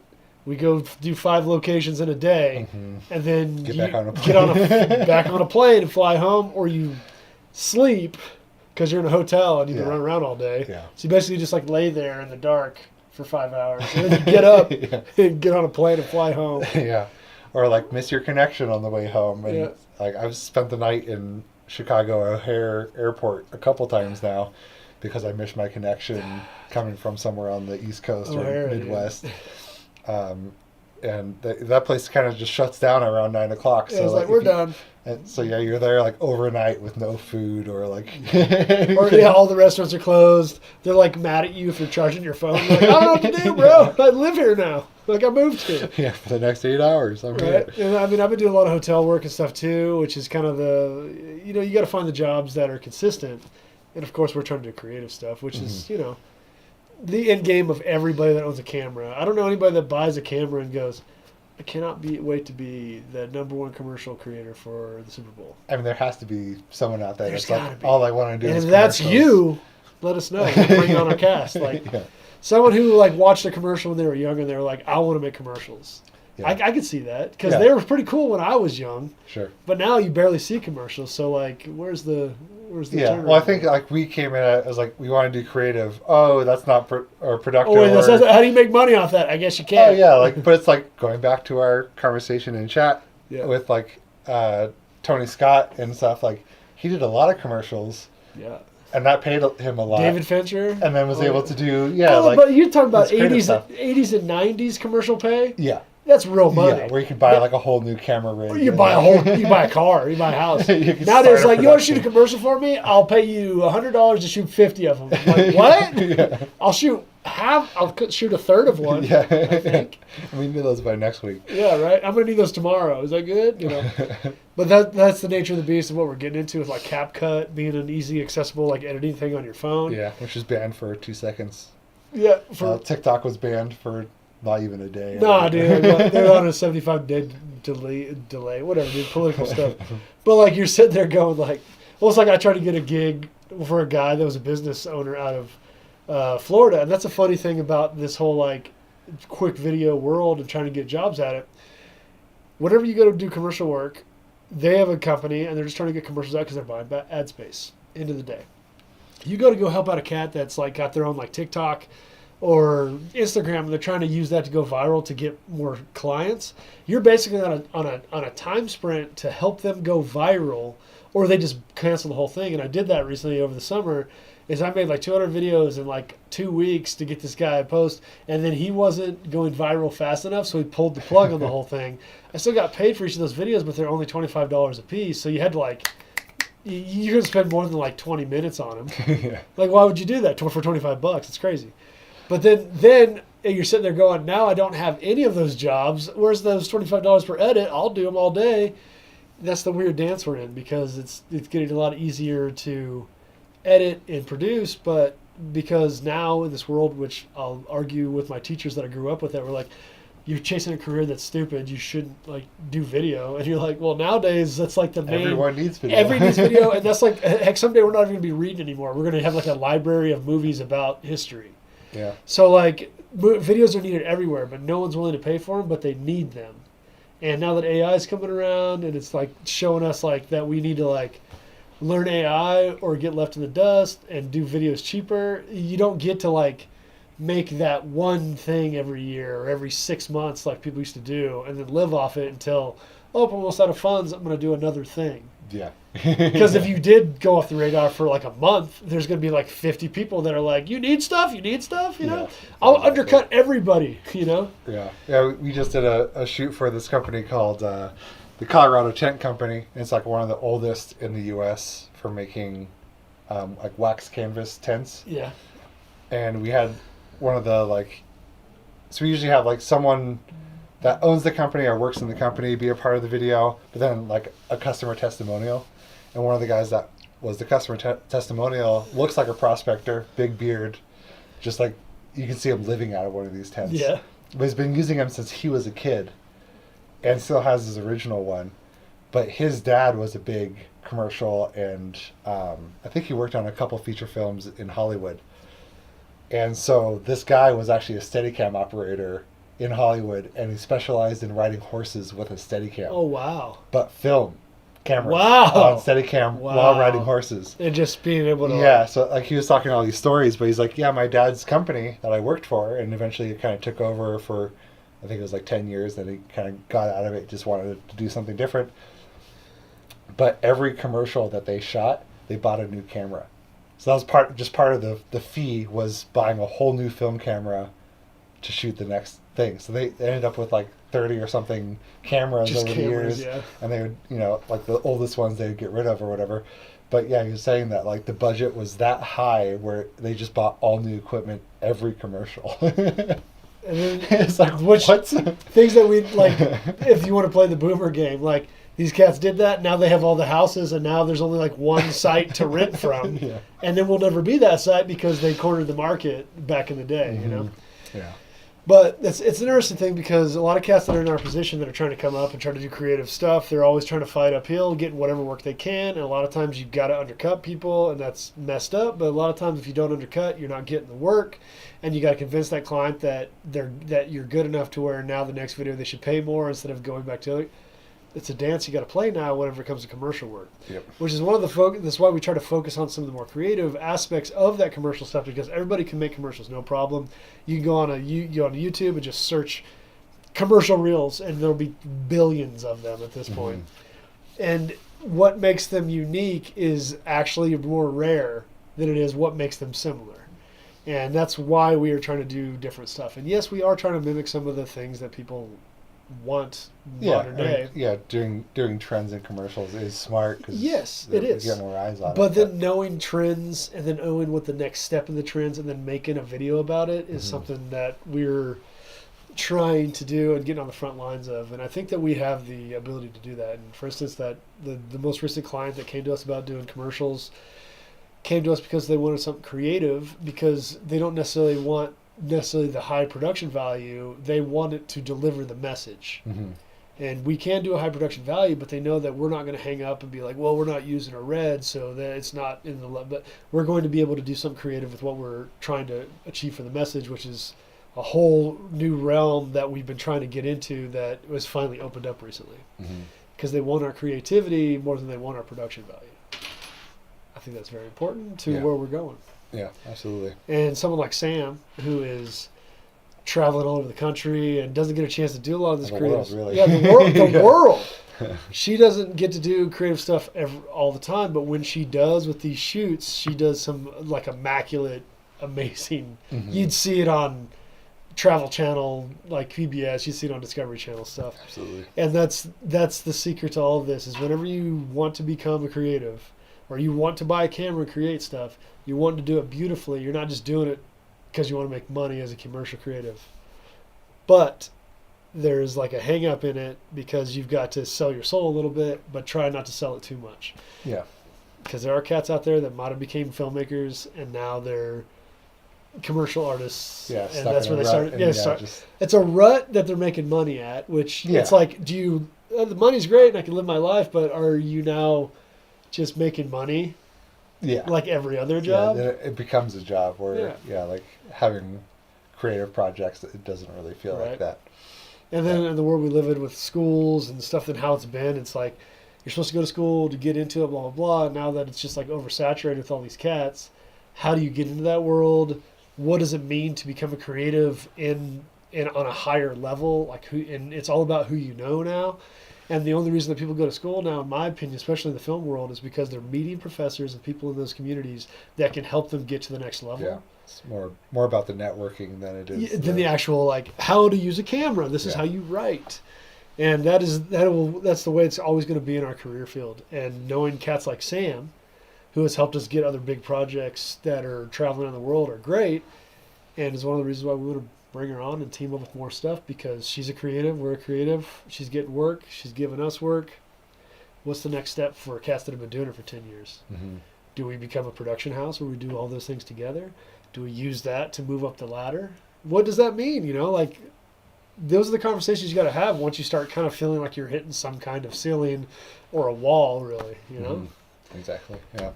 And that's a whole other thing we could talk to Sam about. I know she's got a lot of opinions on it. Oh yeah, a lot of insight, a lot of opinions. A lot of insight? Oh yeah. Hey! Yeah, she's got a lot of insight. Yeah, we're doing insight for 8 years. So. Yeah, 8 years, dude. Oh man. But I don't know. That was kind of a spin on like Sam Hanna's some of the stuff that we've struggled commercial with. side. So yeah, it's like kind of a nice commercial thing. New thing. We really want to hear from you guys. Let us know what you want us to talk about. We're just going to come up with stuff to talk about until you tell us otherwise. But if there's anybody that you know locally in Colorado that would benefit from this or would like to come on the cast, someone that could fill in some of the insight that we've even expressed over the last couple episodes, we want to talk more about this. This is what we love. This is our passion. So help us get there. Help all of us get there, right? Yeah, and tell people about us. And yeah, obviously the whole like and subscribe thing definitely helps us out to get the word out. But yeah, this is just kind of the start of a whole new thing and a whole new venture that we just haven't touched on yet. And I mean, I've had a blast today, Right, dude? shooting stuff. So Well, let's just hopefully see you guys had a good time too. Yeah, for sure. Especially on this live feed down here. Like we said, we're doing a live every time. So if you're seeing this post live, join us for our next live. Yeah, if you want to see the raw, uncut version. Yeah, come in, see us, and then ask us questions because they'll probably end up in the podcast. Who knows, you know? Thanks, everybody, for tuning in today. Thanks, Beanzo, for commenting and being there. Thanks, Not Sure, for being here. And thanks for everybody that tuned in. And we'll see you next time, all right? Cool. There you go. That's 4 up. That's 4, guys. That's 4. That's 4. We did 4 today. We did 4. Which means that we're probably going to cut the live stream for today here shortly. But that doesn't mean you can't still send us stuff. Like, send us, comment on our videos. We check them all the time. Let us know what you liked about this or didn't like. This is an experimental period. If we're boring as hell, let us know. We'll get somebody else to get on here and talk. Anyways, Not sure the movie what that comes from. I'm not sure what I'm not sure what Not Sure is from. It's very ambiguous. Yeah, right? I'm really not sure. Yeah, I'm really not sure. Well, you want to cut the live stream here? All right, guys, It's been great. We've been going for 3 hours and 15 minutes. That's a pretty solid stream for our first time. Stay tuned for more stuff, and we'll be doing these periodically, I guess, you know? Yeah. At least once a month is kind of what we're hoping. Yeah, at least once a month. Hopefully more often. Actually, we might be, a little sneak peek, we might actually be doing this next week with Sam, which is why we kind of tuned up that last episode for with Sam. some of Sam's stuff. Exactly. Yeah, I want a clue. Not sure. Thematic things. Yeah, you got it. Thematic. Let us know if you want to hear any more stuff like that. We really want to just do cool stuff, guys. Give us a challenge. We don't care. We'll go shoot it. Who knows? One thing I haven't done is real estate videos, so maybe we'll have you on someday in the podcast. Yeah, there we go. We can talk about that. See what the world of real estate is. What it's really I know a state of. Sam has done some real estate videos. Yeah, so. she definitely has. For sure. Cool, guys. Party on. We'll see you soon. All right. She wants me to show the string. Here's the string. You don't need to know about that. All right. See you guys later. See ya.